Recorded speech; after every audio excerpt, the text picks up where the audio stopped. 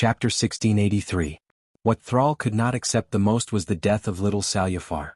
Among the next generation of beastmen, Thrall had the highest hopes for him. He had the bravery of the traditional beastmen, the spirit of unity, and a good sense of the big picture. Thrall had even thought of passing the position of Great Chief to Dranos. But now it was all over. This was what the Calamity Army feared the most. Once there was a large-scale annihilation, the dead soldiers would immediately become the enemy's helpers. An epic hero Dranos and a Breaking Dawn Great Lich. It was unknown if Arthas would strengthen their combat power. With one addition and one reduction, the difficulty of attacking the Ice Crown Fortress skyrocketed. The scene was interrupted, but it did not mean that the battle in the Calamity City was over. Oh! Under the thick armor, Arthas was a little surprised. He realized that while all the Horde infantrymen had fallen, the tanks belonging to the Alliance were still firing continuously. They were rapidly blasting the Horde soldiers who had turned into Calamity warriors into pieces. The tracks of the light tanks mercilessly crushed these fellows who had been allies not long ago. How dare you? Arthas was a little angry. He raised his hand, and a tank not far from him was grabbed by a pair of large hands made of ice that grew out of the ground. One hand grabbed the chassis of the tank, and the other hand tore open the top cover of the turret as if it was a thin piece of paper, revealing the driver inside. There was no fear, no anger, not even any emotion. The driver directly pulled out the large musket that he carried with him and fired at Arthas. Bang, bang, bang. Arthas's movements stopped. He felt a little shocked and angry. Of course, these laughable low-energy bullets could not cause any damage to the Great Lich King. There was another reason for his shock and anger. The ones shooting at him were not living people at all. They were mechanical gnomes from Otter that Mimiron viewed as expendable. These low to moderate level of intelligence faithfully carried out Mimiron's orders and attacked all enemies of the Calamity Army until they were destroyed. Arthas did not want to see this laughable robot ever again. Even if it existed in this world for one more second, it was a mockery to him, the Lich King. 100 miles away, Arthas, who had been confronting Duque at the same time, spoke up. Duke Marcus, you knew that I would set up an ambush in the Disaster City? Duque's expression didn't look too good in the face of the stern Arthas either. He didn't want to respond at all. The weave was his, and in this place where the elements were surging, no live footage could be leaked without his permission. Only the people of Naxxramas could see this. Duque was also unhappy. That's right, he tricked the two idiots. The incident in the City of Calamity this time was like a modified version of the incident with the Gate of Heaven's Wrath. Duque, who was familiar with the original history and knew that Master Apothecary Putris would betray the Alliance, naturally wouldn't continue sending the Alliance's soldiers to their deaths. He had Mimiron's mechanical gnomes sit on the Alliance's tank just to put on a good show with a certain someone. In the original history, it was Putray and the Dreadlord Verimithas who had betrayed them, and the Allied army had no choice but to send an army to Gloom City to quell the rebellion. This bought a lot of time for Arthas. If Duque was a tribal chief, of course he would expose Putray as soon as he got the evidence, minimizing the damage that could be done to the tribe. Duque was the Alliance's commander, and this identity meant that Duque would only do things from the Alliance's point of view. The point was that Duque wasn't sure what role the Forsaken played in this incident. After all, the boss of these bones wasn't Queen Sylvanas, but an Astrian. Duque did get the absolute evidence that the Sun King was in cahoots with the Burning Legion. Duque didn't want to throw out the evidence at this time. In his imagination, if he threw out the evidence at the time of Mystery of Pandaria, he would remove the Forsaken from the tribe and destroy them, which would be the most beneficial to the Alliance. Now Duque was doing a little useless work. The elites of the Forsaken were all wiped out in one go. At least on the surface, it seemed that a mere grand pharmacist had tricked all the elites of the Forsaken, including the Sun King. The combat power of the tribe was indeed weakened, but dying together in battle didn't affect the unity of the tribe. Instead, it made the tribe more united against a common enemy. If the tribe later found out that the Alliance had switched the soldiers, F***CK. No matter how good-tempered Duque was, he couldn't help but curse. Of course, what annoyed Duque the most was that Arthas also played a trick on him. Nowadays, even the Lich King has learned the cloning technique. This time it was finally Arthas' turn to laugh. He laughed happily and arrogantly. Duke Marcus, aren't you the one who calculates everything? I almost thought that you were the god of fate, invincible. Luckily, you are not, Duque retorted. Arthas, laugh if you want. You won't have many chances to laugh. In the sky, the elemental tides that belonged to different demigods were still colliding in midair, making continuous explosions. Without the soul voice, it was impossible to hear the voices of people 1 meter away. Arthes's voice continued to be transmitted into Duque's spirit sea. No, no, no. I'll definitely laugh until the end. However, Duque, don't you want to know why there are 2 Lich Kings? No need. I'll get the answer after I kill this you in front of me. Duque was unusually stubborn. Hee. Obviously Dumbo laughed happily. Then he seemed to sigh and murmured to himself, forget it. I wanted to let you keep guessing. However, this body seems to have reached its limit. With that, Arthes began to unravel the mystery on her own. He took off his head. He did not take off the black helmet that exuded a murderous aura. Instead, he took off the helmet along with his head. Just like how a knight in military uniform would place his helmet under his armpit, he clamped his head between his legs. Damn, Duque could not help but curse. A dignified Lich King has become a headless knight? Of course, Duque knew that all the Undying had the talent, split. Each of them was like Bucky the Clown in the One Piece manga. They would not die even if they were split into pieces.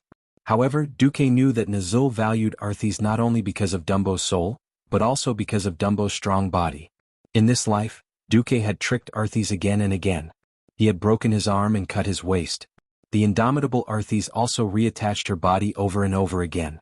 Arthes's body had long been refined into a demigod's body on the ice-ceiling throne. Without his head, how could he bear it? 3 seconds later, the mystery was revealed. The arm wrapped in the gauntlet took out a crystal skull from the helmet. Chapter 1684. At this moment, the expressions on the faces of all those who witnessed this scene froze. Probably everyone had the same thought in their minds, holy shit. How could this happen? Others might not know what this ice crystal skull was. Duque must know. In order to punish Nazul for being half-hearted and running away, Jaden played hardcore SM games with Nazul. When Nazul's body was completely destroyed, his bones turned to ashes, and he could no longer repair his cultivation. Nazul's soul was stuffed into this ice crystal skeleton. This was a cruel punishment that just thinking about it made people feel horrible. Without a body, the soul also lost its freedom. It was bound in an ice skull, suffering day and night like a frozen hell of soul torture. This was the terrifying side of the ice skull. On the other hand, it was undeniable that this thing was also the most powerful soul power amplifier. With it, Nazul's soul could control his undead subordinates from a super long distance. He could easily cross space and extend his soul touch thousands of miles away. Under the effect of the strengthened spiritual power, Nazul could also perform super long distance casting that mortals dared not imagine. Duque never thought that in order to trick him, Arthas would force a part of his soul into this crystal skull that his other half, Nazul, refused to enter even if he was beaten to death. Sure enough, ambitious people were ruthless to others but even more ruthless to themselves. Using a part of the Lich King's soul to control the crystal skull, he used the soul energy stored under the ice throne to directly shoot at Naxxramas, and then shot at Duque. As long as no one fought him in close combat, who would find out that this Lich King who seemed to be so powerful, was actually a fake? As for Arthas's own body, he secretly ran to the City of Calamity to cause trouble. With such a diversion, it could be said that Duque's loss was not undeserved. Both sides had stopped fighting at the same time. Violent elemental turbulence was left in the surroundings, and under the impact of the weave's mana, the ice elementals were like thousands of silver snakes twisting in a frenzy. Looking at each other from afar, the ice-crowned glacier was still as cold as ever, causing Duke's cloak to flutter. Duque suddenly interjected, Arthes, you could have used this technique on a much larger scale. Who knows, he might be able to scam me even more ruthlessly. Is it worth it for you to catch an Anastrian and a Dranos? Worth it. Arthes's image was projected on the crystal helmet, and there was a hint of laughter in her voice. A mere leader of the Forgotten Ones isn't worth my effort. I'm doing this for you. Duke Marcus, me? Duque was a little surprised. Yes. I have to admit you are too scary. It's so terrifying that even though I've become a Lich King, I can still feel suffocated. No, it's an oppressive feeling that my soul could be annihilated at any moment. He was a little surprised that Arthes would actually admit to her cowardice. A playful expression appeared on Duque's face. I grew up listening to legends about you. Ever since I took charge, I've never won against you. Even after embarking on the path of a Death Knight, I've never won against you. You stole my lover. You took away the victory that belonged to me. Over and over again. over and over again. Almost every step I took was predicted by you. Then you gave me an incomparably painful blow. Speaking up to this point, the projection of Arthis touched her shoulders, and then touched her waist, where Duque had once broken them. When I fused with Nazul to become a true Lich King, I not only gained power, but also an even more despairing experience of failure. It wasn't until that moment that he and I realized that you had already become a nightmare for both of us. You're simply the most hateful and terrifying nightmare. Your existence itself is the biggest obstacle to our hegemony. Duque's face was filled with the word, embarrassment. The second fool continued to vent his emotions. In these 20 years, we've never won against you even once. Fighting against you is simply fighting against fate itself. We're not satisfied. So even if it's a small victory, I have to win against you, Duke Marcus. Hearing this, Duque only wanted to reply to the second fool, Motherf * King retard. Duque completely understood that these two poor fellows had already been abused like dogs by him, and had a serious psychological shadow. He didn't know if shivering plus shivering would become the square of shivering. In any case, for this kind of big villain, Duque didn't care if they died. Oh no, they were already dead. Then let them eat *T. Perhaps this was the general trend. The original Lich King Arthis in history was so domineering. Because of this, Duque had long planned to abuse him more and more fiercely over the years. Well, this could be counted as a big explosion of accumulation. An Arthis with a flaw in his heart was easier to deal with than the second fool who was full of confidence and arrogance.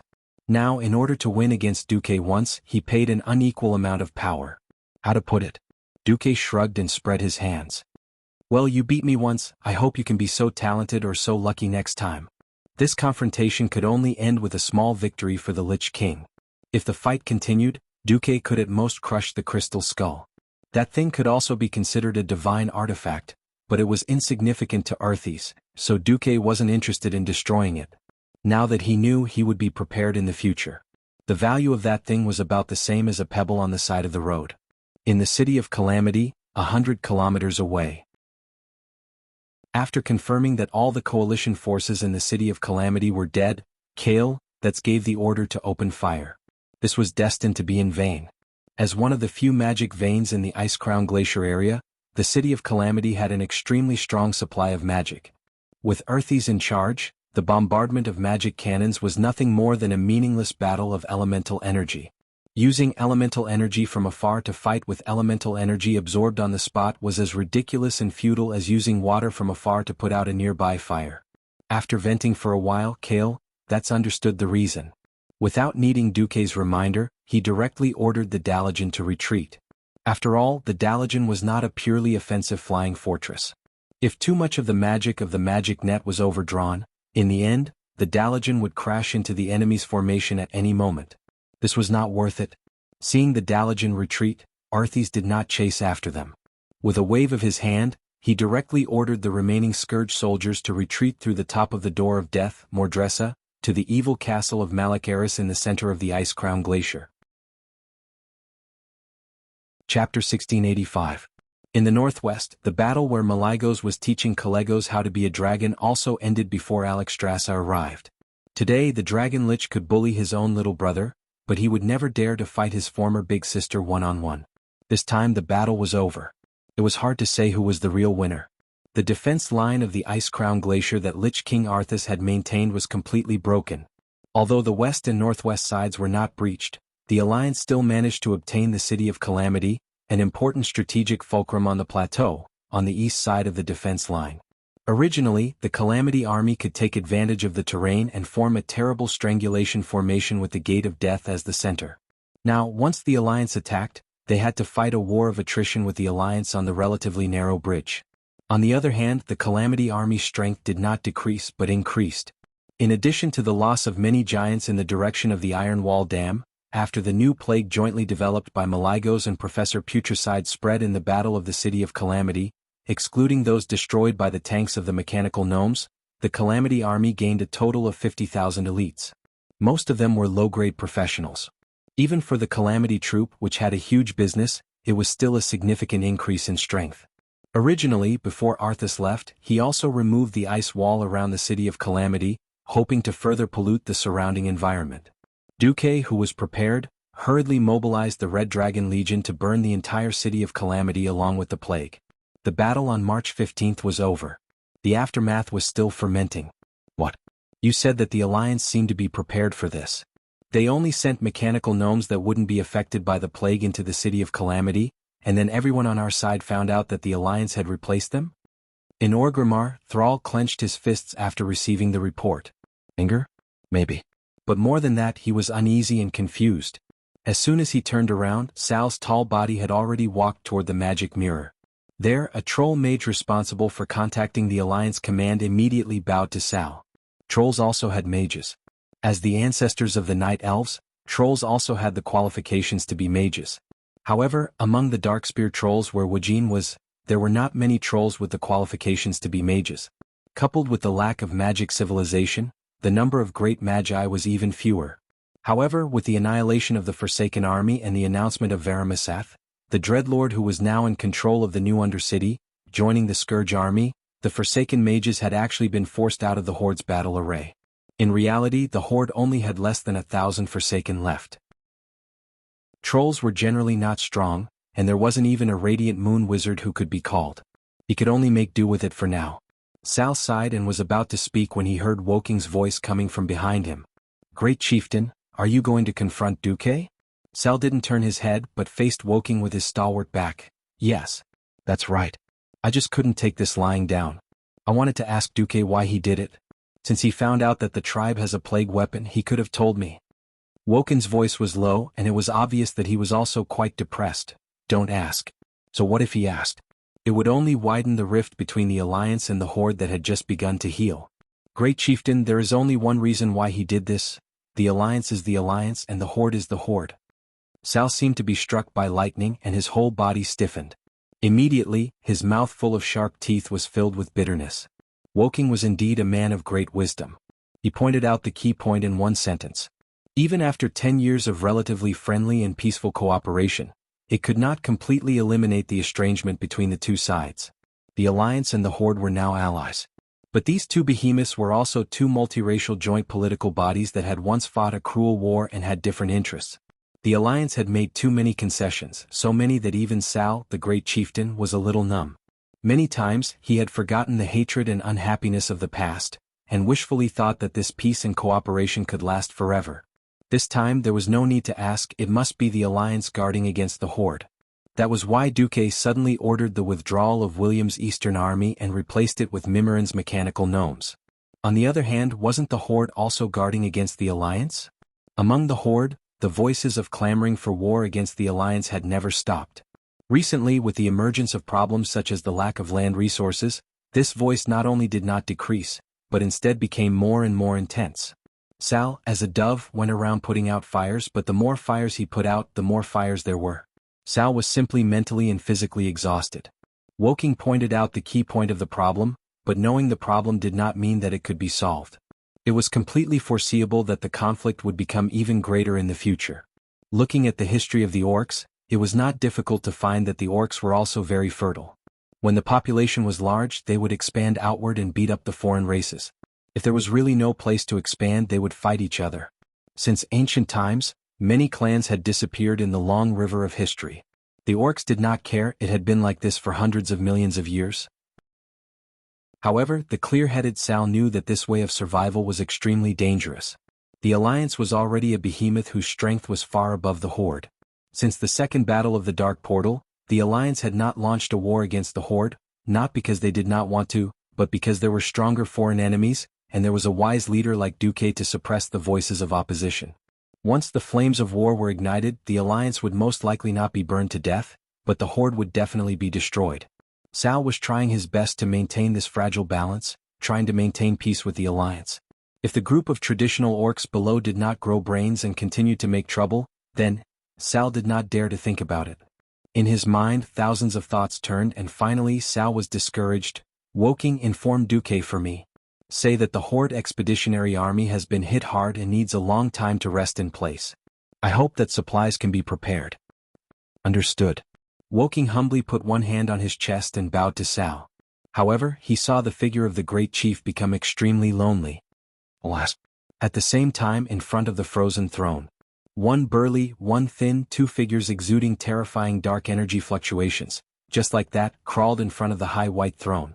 The supreme voice of the Lich King floated down from the top of the throne. "Anastrian, are you not convinced?" The body of the former Sun King shook violently, and finally squeezed out a sentence from between his teeth. "I dare not." "Oh, you just don't dare?" Accompanied by the cold voice, the palm print branded on the right side of the Sun King's face suddenly became as black as ink. It was obviously a dark color, but it exuded an extremely hot soul-burning pain, causing Anastrian to roll on the ground in pain. Chapter 1686. After a scream, Arthy's voice floated down again. "I'll ask you again. Are you afraid or are you not convinced?" If he didn't dare to speak up. If he was not convinced, he would confront him. If Anastrian was still the chief of the tribe, at least there would be Sal in front of him. But now he had no barriers. He could only use his frail body to face the Lich King who controlled the life and death of his soul. He trembled, and in his empty eye sockets, the two weak soul fires kept trembling as if they were crying. "I'm convinced. Of course I'm convinced. I am the most loyal servant of the Lich King." Having abandoned his integrity, the former Sun King was now nothing more than a humble and shameless soul. Arthy's was unmoved. He shook his head. In the past, Nazul always liked to use absolute soul control. He used to think that as long as the living stepped into the realm of death, they would be under his absolute domination. Obviously he was wrong. The Sun King trembled. Arthy's held the chin of his helmet and tilted his head. "You and your Forsaken once broke free from Nazul's control. This is the best proof. So, for those who are worth cultivating, I prefer to let them slowly fall. Only the fall of one's own will is the deepest and most thorough fall. For example, the former me, the current Maligos, and the future you." The cold words pierced directly into the deepest part of Anastrian, making his soul tremble even more violently. "Actually, I was a little surprised that you came to me. I don't know why you feel insecure in the tribe. Since you chose to make a deal, chose to become my subordinate, and desire power, I will not go back on my word." At this point, Arthy slowly walked down the ice throne. Every time she took a step, the metal leg guards would make a clattering sound as they collided with the icy surface. Each clattering sound was like a giant hammer pounding on Anastrian's soul. Arthy's walked to stand in front of the Sun King. "Raise your head, my servant." The Sun King was still trembling. He raised his rusty spine so that his skeletal face was facing Arthy's. He couldn't see anything. He could only see the two ghostly lights in the gaps of the helmet. If he could still swallow his saliva, he would be gulping right now. Unfortunately, he could not. It was a pressure and coldness that could even freeze souls. In front of Arthas, Anastrian felt that he was really too insignificant. It was only then that the Sun King noticed that Arthys was holding a crystal skull in her left hand. "This is..." Arthas' cold laughter came from under the helmet, piercing directly into the soul of the Sun King. "You want to rely on me and I allow it. However, I will use my soul imprint to make it impossible for you to betray me. You wanted power and I allowed it. But I never promised that I wouldn't make you feel pain." At this moment, Anastrian's entire body was shaking like a leaf. He could no longer control his soul and body. He couldn't even use a single drop of magical elements. With Death's grasp, Anastrian's entire skeleton was lifted up and suspended in mid-air. The Lich King laughed softly, sounding like a ghost. "A full 10 years. My other soul is imprisoned in this small skull.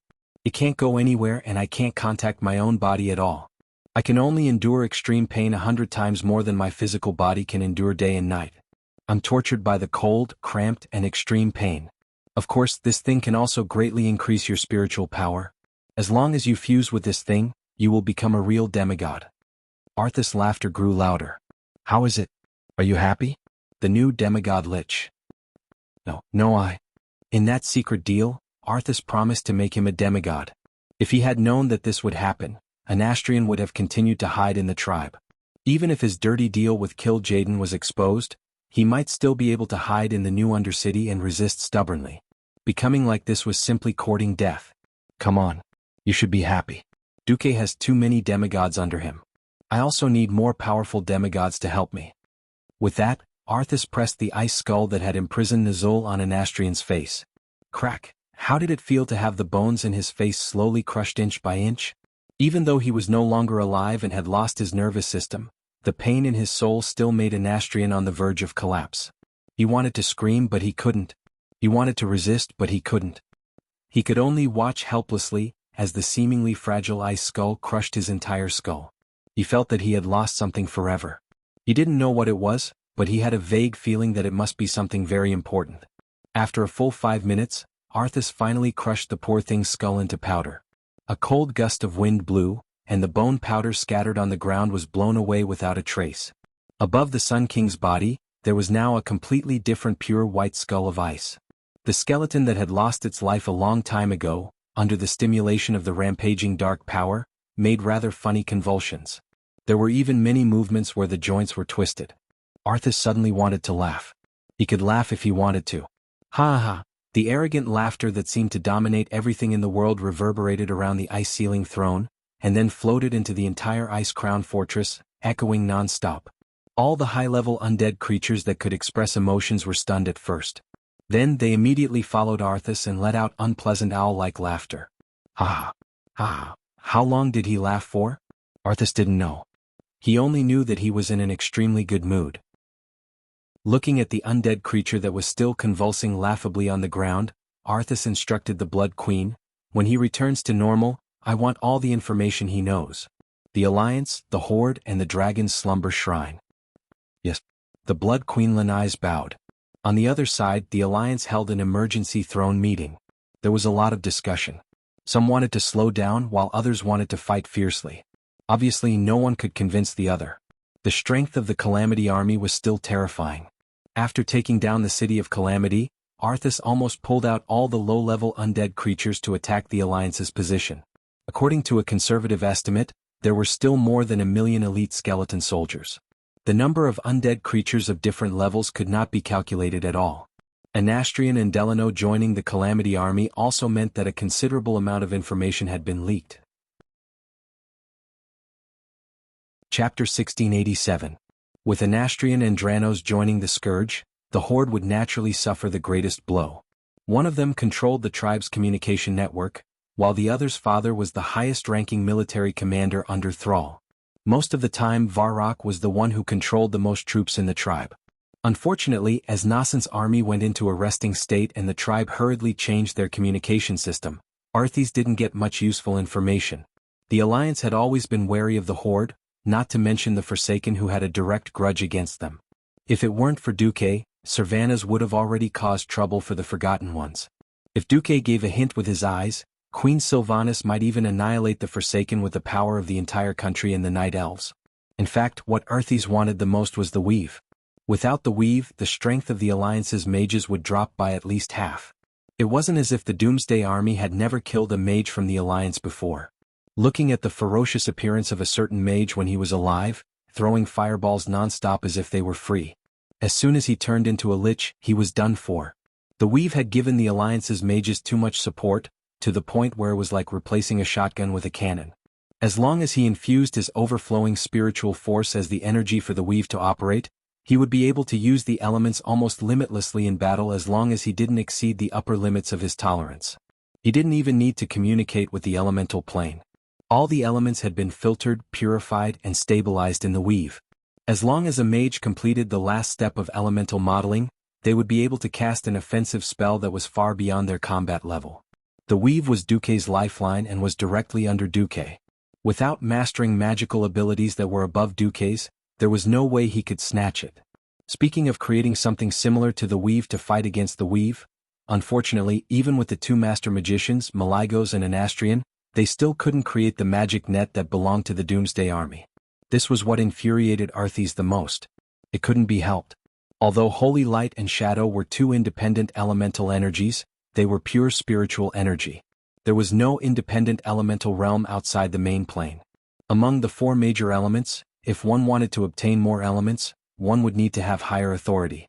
On their side, except for Arthas who had a certain amount of authority in the water elemental realm, the other two didn't. Needless to say, the Sun King hadn't reached the God domain yet. Originally, Maligos still had some authority. Unfortunately, after he was cut in half, not only did he lose his authority, but he also lost his Titan rune. It was impossible for him to control the arcane energy that the Titan energy extended. Thus, her only hope was to create a Weave of ice element and completely expel Duque's Weave. Therefore, after the Horde retreated, The battle between the Allied forces and the Calamity Army became the magical ley lines on the Ice-Crown Glacier. The Shadow Vault was one of them and the Calamity City was another. The remaining nodes were not completely symmetrical on the map. Their positions were also quite easy to identify because the Calamity Army had built strong fortifications on them long ago. They were the prototype vault on the north side of the Desolation Gate, or Dusa, the vault on the west side of the Death Gate, Madresa, and the Dark Cathedral and the Ice-Crown Glacier itself. Not only were they places that the military would fight for, but they were also the nodes of the magical ley lines. Everyone knew what was going on. It was just a matter of who could seize the opportunity first. For a few days, anyone with a little bit of magical sensing ability could feel that Arthas was expanding a new ice elemental energy weave with the Ice-Crown Fortress as the center. In contrast, Duque was also strengthening the ley lines in the Calamity City and the Shadow Vault to the north, using them as new nodes of the weave. On the 20th of March in the Calamity City, Duque came for an inspection. The Calamity City had been burned to the ground. Although the Red Dragon Army had purified the place with flames, no one could guarantee that there were still remnants of plague gas in a certain corner of the city. At this time, it was time for the non-human creatures and mechanical creations to appear. In the dilapidated city ruins, there were fire demons patrolling everywhere, as well as mechanical gnomes commanding mechanical spiders, tanks and other mechanical creations. Duque supported his feet with the wind, opened the frost shield and arrived at the center of the city. The gigantic ghost tower that had once existed here had already been dismantled and replaced by a titan formation that was formed from countless golden titan runes. Seeing Duque's arrival, Major Domo, the manager of the elemental emissaries under Duque, hurried to greet him. "Master." He bowed. He had once served the fire demon Ragnaros, and now he had completely adapted to his identity. It was rare for him to have a chance to appear, so he naturally did his best. "How's the progress?" Duque asked. "It wasn't ideal at first, but with their help, we've caught up." The them that Major Domo was referring to were naturally the water elementals that were helping beside the Titan rune magic circle. These water elementals were all huge, at least 3 stories tall. Interestingly, although water and fire were clearly incompatible, the water elementals and fire demons were at least restraining each other. Duque smiled. What he was doing now was to dig out the roots of Arthas. If he simply introduced the fire elementals from the fire elemental realm in an attempt to change the elemental ratio of this continent that was already covered in ice and snow, it would be arduous and unrewarding. Replacing Major Domo with the fire demon King Ragnaros might have a chance of success. So, Duque gave up on a simple confrontation and called upon the Hadatian water elementals instead. As creatures of the water elemental realm, the Hadatian water elementals did not like Ragnaros, nor did they like the water elementals or water elemental creatures being contaminated by Arthas' dark power. Duque easily reached a consensus with Duke Hadasis once again. The Hadatian water elementals would help to draw away the overflowing frost elementals on the Ice-Crown Glacier, and then Major Domo and the Red Dragon Legion would join forces to disrupt the magic veins in the Ice-Crown Glacier area. This method of digging out the roots and cutting off the source was the most damaging. Duque was not in a hurry to let the Alliance advance the battle line. Like a noose, he slowly cut off Arthas' wings. Last time, the Alliance suffered a great loss because of Arthas' diversion. This time Duque had learned his lesson. He placed a large number of troops in the Shadow Vault and the City of Calamity, and withdrew the main force in other places, leaving only symbolic defense, and they were all mechanical gnomes and mechanical dwarves. If you have the ability, why don't you turn these robots into undead creatures? In the Shadow Vault, in addition to the Black Edge Knights, there were now the 4 Guardians of Alkavan working together to guard it, plus Hodier, Onyxia, Vasht and Kalegos. Chapter 1688. Naxxramas hovered in the air a little further north of the Shadow Vault, repairing itself. In Calamity City, Alexstrasza and Mimiron were in charge, with Alun helping to keep an eye on the screen from time to time. Duque was in charge of mobility. The rest of the Alliance had all retreated far away. After the Dalajan demolished the Iron Wall Dam, they returned to the Crystal Song Forest, maintaining a position to provide support at any time. Varian's troops retreated back to the Silver Arena to continue training. The Allied armies were advancing with such patience that Arthas couldn't find a single opportunity to strike. He had sent a large number of low-level undead to play with the Sea of Corpses, but there were flying warships above, dragons at low altitudes and Mimiron's mechanical army on the ground. There was no way to get the corpses of creatures, which meant that the scourge couldn't be replenished. Arthas didn't send his elites, which meant that he was actually fighting a war of attrition with Mimiron. He wouldn't be able to add any more undead to use up the metal ingots in Mimiron's warehouse. Originally, the Scourge's characteristic of having more and more undead was shameless enough. Mimiron's characteristic of having unlimited metal ingots was simply the Scourge's greatest nemesis. Second Fool was so angry that he wanted to curse. On this side, the main force of the Alliance was restraining Arthas. On the other side, a certain Dreadlord in Winterspring was suffering. Perhaps many beastmen in the tribe weren't interested in crossing the ocean and traveling thousands of kilometers to the north. But the tribe wouldn't tolerate betrayal. While Northrend's tribal army was resting, Sar directly summoned his direct subordinate clan, the army of the Frostwolf clan, along with the armies of the Blood Elves and Night Elves, to form an alliance and enter Winterspring to quell the rebellion. At this point in time, Winterspring's terrain was rather disgusting. It was a classic example of a place that was easy to defend and difficult to attack. Winterspring, located in the northeasternmost part of the Kalimdor continent, was surrounded by mountains. Steep cliffs up to 1,000 meters high made this land of ice and snow seem even more harsh.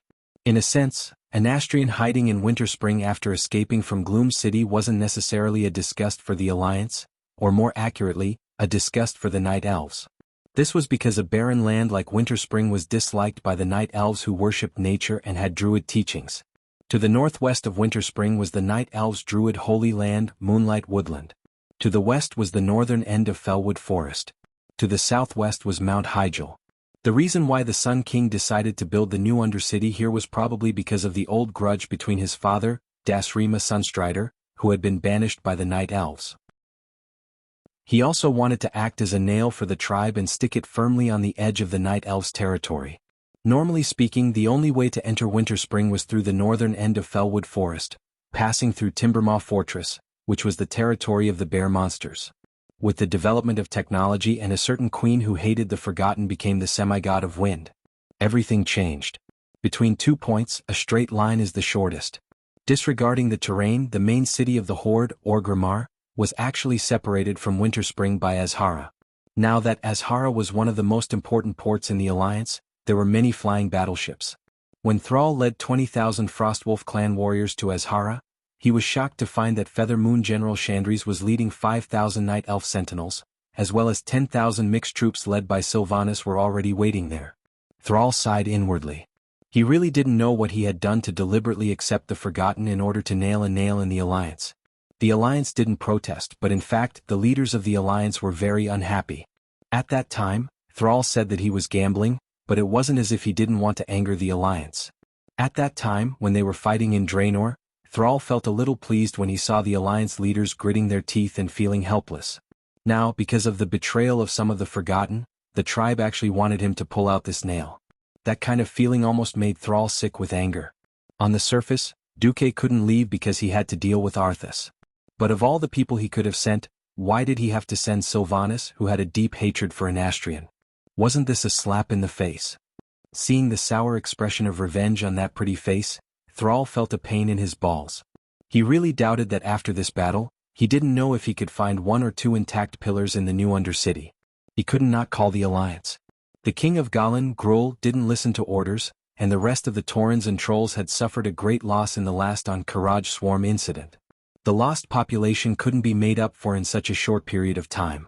The only orcs who still had enough soldiers had already lost more than 100,000 in Northrend. Warsong and Blackstone of the tribe's 3 major clans had also suffered heavy losses there. In the end, only the Frostwolf clan could fight. This was the last army Thrall could fight at this stage, and it was Thrall's own clan. Relying on the Frostwolf clan alone to charge into that damned place buried deep underground in the new Undercity would definitely be a huge loss. After thinking about it, he could only pull in the Alliance. To be safe, Thrall had brought the Tauren chieftain Kain and the Troll chieftain Woken to besiege the new Undercity. It could be said that all the elites were out. It's getting late. To prevent those damn traitors from escaping, let's set off early, Queen Sylvanas said with a beaming smile. Thrall could only pretend that he didn't see Queen Sylvanas' expression and nodded heavily. With a wave of his hand, the Frostwolf warriors immediately split into 100-man squads and boarded the flying transport ships that had been prepared in advance. On the other side, in the Winterspring Valley, in the new Undercity of the Frostwhisper Canyon in the southeasternmost part of the Winterspring Valley, The royal apothecary Put-Ray was as anxious as an ant on a hot pan. Idiot! Calm down. Stop spinning. Sitting on the throne that used to belong to the Sun King, the Dreadlord angrily rebuked. Variamatha, didn't you say that if we betrayed the tribe, we would immediately receive the protection of the Scourge army? Where's Arthas?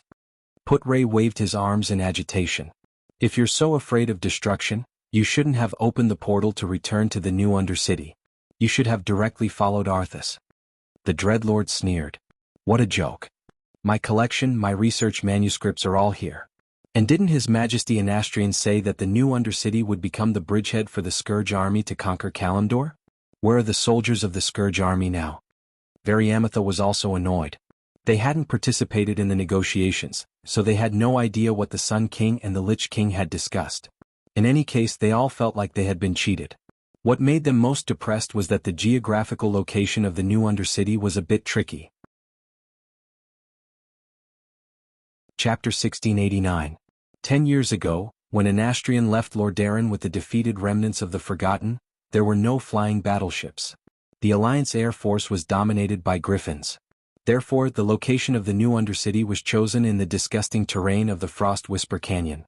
By land, it was normal to first pass through Timbermaw Fortress, have a friendly exchange with the ferocious Timbermaw Bear, and then follow the smoothest road under the valley, all the way east, bypassing Perpetual Moon Town, playing games with the Frozen Chimera on the way, playing games with an army of blue dragons, and then being beaten half to death by wandering yetis before finally arriving at the Frost Whisper Canyon, which was easy to defend and difficult to attack. In Winterspring, where the terrain was dozens of degrees below zero and the terrain was complex, tanks, vehicles and cannons were not useful. If you want to come in, use infantry to kill people. It should have been like this. Unfortunately, the emergence of the flying battleship broke all the old military common sense. The Alliance army didn't need to specifically go to Timbermaw Fortress. I flew directly over the mountains from Azhara. Originally, flying a spacecraft in the mountains was also a considerable risk because the closer to the mountains, the more wind passed through the mountains or canyons, and then the turbulence formed. It was easy for the spacecraft to lose control and crash. However, the Alliance had Queen Sylvanas. As a demigod of wind, Sylvanas might not be able to summon a gale and double the speed of the entire fleet, but if she were to sense the direction and speed of the wind, she would be able to give the fleet the most accurate direction. That would be an easy task. After Sal led the warriors of the Frostwolf clan on the transport ship, just 4 hours later the Alliance army fleet had arrived over the Frost Whisper Canyon. The cold wind was whistling and the chill was like a knife scraping his face. Riding on a wyvern, Sal was deep in thought. He felt as if he had returned to more than a decade ago, when he found his lost Frostwolf clan compatriots in the hidden valley of the Alterac Mountains. Very easily, Sal took Wajin and his guards and found the spaceship where Sylvanas was. It was the largest battleship in the fleet. It was not a standard battleship of the Alliance, but a gift from Duque to his lover. The decorations of this ship alone cost 10 times the cost of an ordinary battleship. Her beauty was almost dazzling, which was a typical elven style. Although the Blood Elves were born from the High Elves, they were still of the same lineage. The ship's golden paint was mostly made up of fiery red hollow metal fittings. The huge propellers were covered by flying wing-shaped decorations. From afar, it looked like a pair of dragon eagle wings. It was as flashy as it could get. Even if they were 3 or 5 kilometers away, they would definitely recognize him. The Alliance had already played around with the flying battleships, but the Horde's flying battleships had only just begun. In fact, the Horde already had a few flying battleships, but they were obsolete models that the Alliance no longer wanted. The tribe owed the Alliance a huge debt that they couldn't pay. Only the Rusty Water conglomerate bought it for imitation. The results of the imitation weren't good. Due to the lack of an industrial foundation, many of the parts could only be polished by the gnome craftsmen. Gnomes were known to be sloppy in both inventing and working. It looked like the same thing, but it was completely different when used. Several tests of flying into the air ended in failure, and 3 imitations of the flying battleships crashed. It didn't matter if he couldn't imitate it. This group of brain-dead gnomes also courted death. They forcibly repaired a good ship and turned it into a broken ship. When Wajin shamelessly asked the gnome craftsman to repair it and found the problem and reported it to Wajin, the gnomes refused to admit it, which made Wajin angry. As a result, the only usable flying battleship in the entire tribe was left in Orgrimmar. The gnomes were not without contributions. At least they made the gnome airship.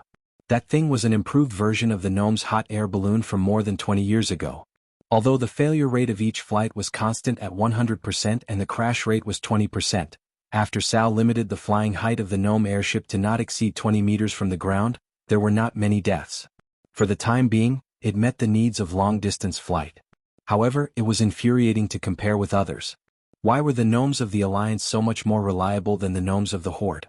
While he was a little confused, Sal and his party flew to Queen Sylvia's flagship, Windrunner. In a sense, the Windrunner was a combination of a spaceship and a gunship. Unlike the existing flying battleships of the Alliance, the entire upper deck of the Windrunner was empty. The front half was a flat flight deck with 6 sloping entrances towards the stern for birds to enter and exit. The back half was a landing area. In addition to the normal landing area, there were several huge fishnet-like things that could be bounced up. The inspiration came from the grappling rope that an aircraft carrier used to quickly stop an aircraft.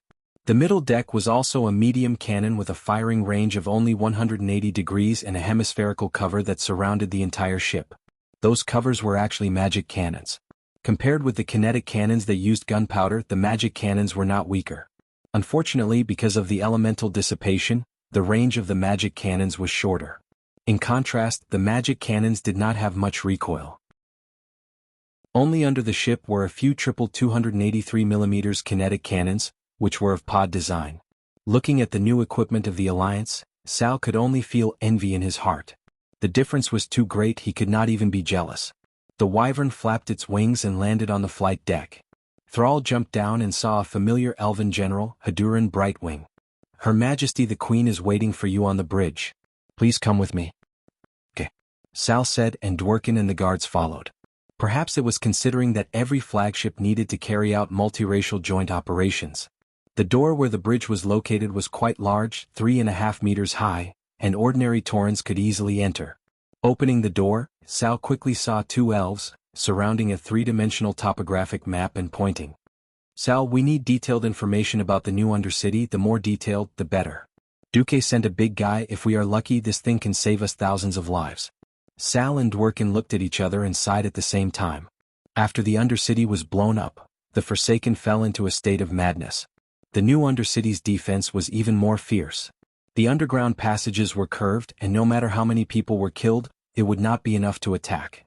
However, traitors must pay the price, otherwise, anyone could betray in the future. It was because the tribe had to severely punish traitors and did not want to pay the price of too many elites, that there was room for the Alliance to intervene. Dworkin stepped forward. The core area of the new Undercity is located 300 feet below the Frost Whisper Canyon. Chapter 1690. Woken introduced the situation of the new Undercity to the 2 female elven leaders. "First, we need to go through a magic elevator that is 150 feet deep to reach the main passage in the periphery. Note that this elevator is also a killing trap. There were special winches at the top and bottom of the elevator.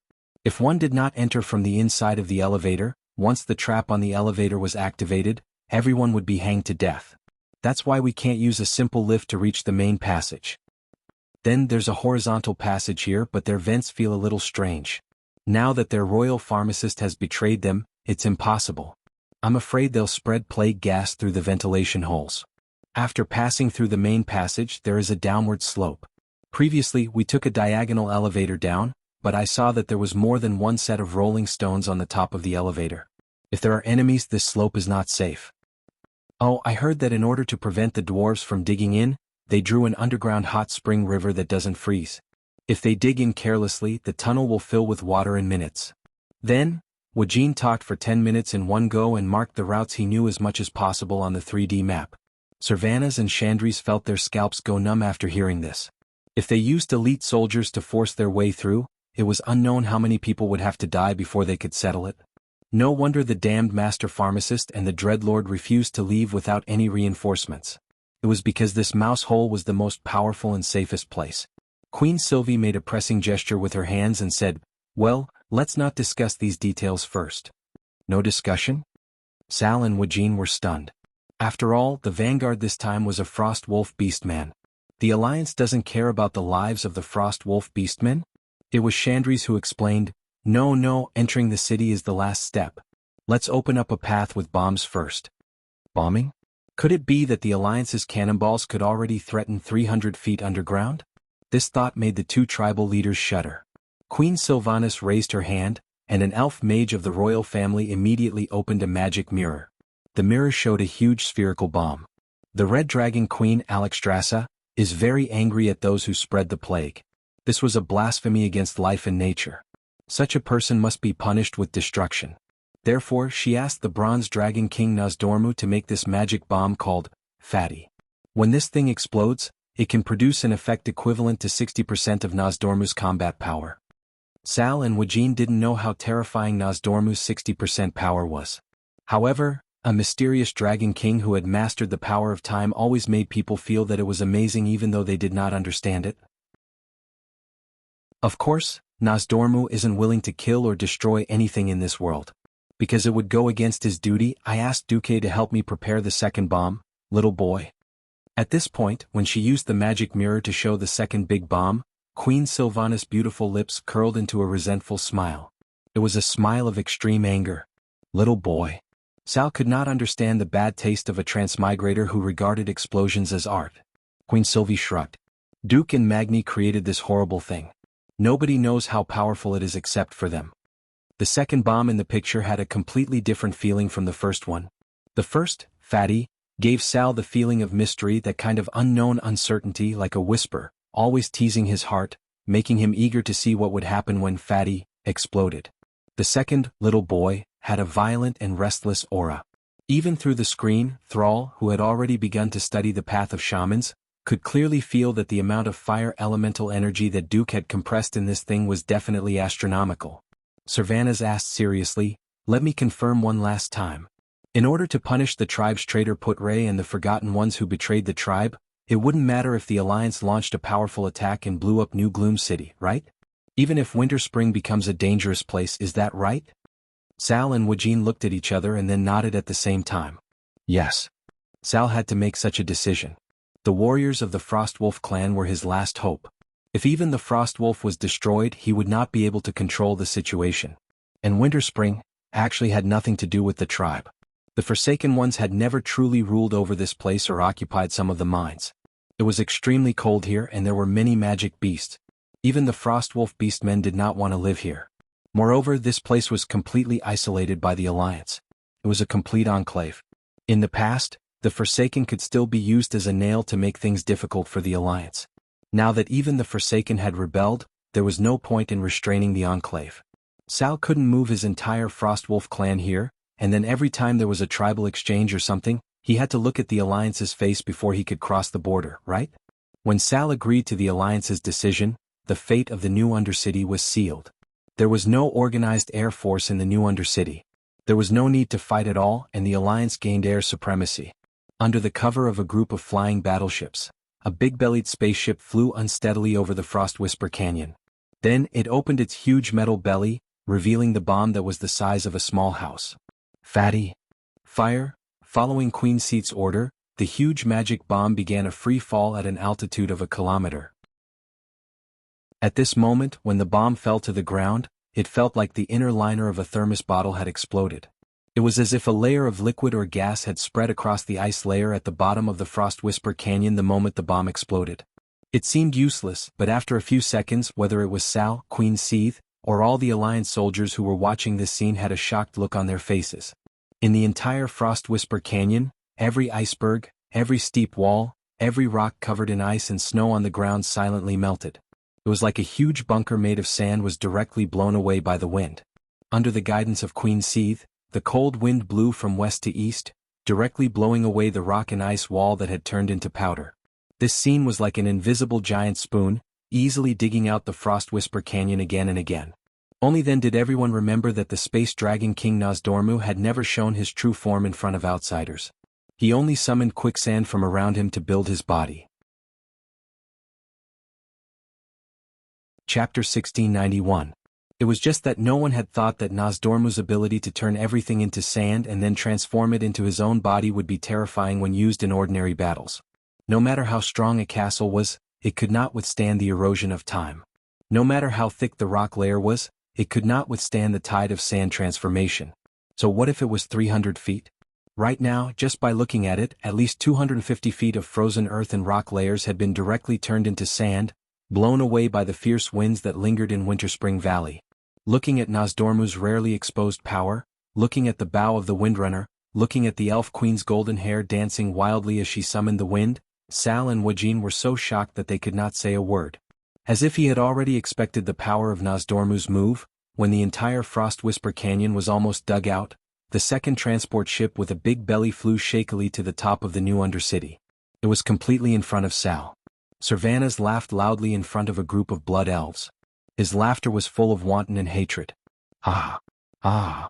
Anastrian, you betrayed your people for your ridiculous immortality. Do you really think that no one can deal with your shamelessness? Do you really think that the blood elves can't take revenge on you just because you found a new backer? Let me tell you, this is wishful thinking. It's not that the time hasn't come yet. The time has come, all of them will be avenged. Ha! The blood elves laughed along. The elves were arrogant. For thousands of years, they had always boasted that they were a great race that stood at the peak of civilization. However, this great race suffered the most serious setbacks in the second and third battles of the Dark Portal. The Long Song Forest was destroyed twice, and even Silvermoon City was bombed. Their king even threw himself into the arms of the undead king for immortality. The humiliation of having their glory trampled on and the humiliation of being betrayed had always weighed heavily on the hearts of the elves.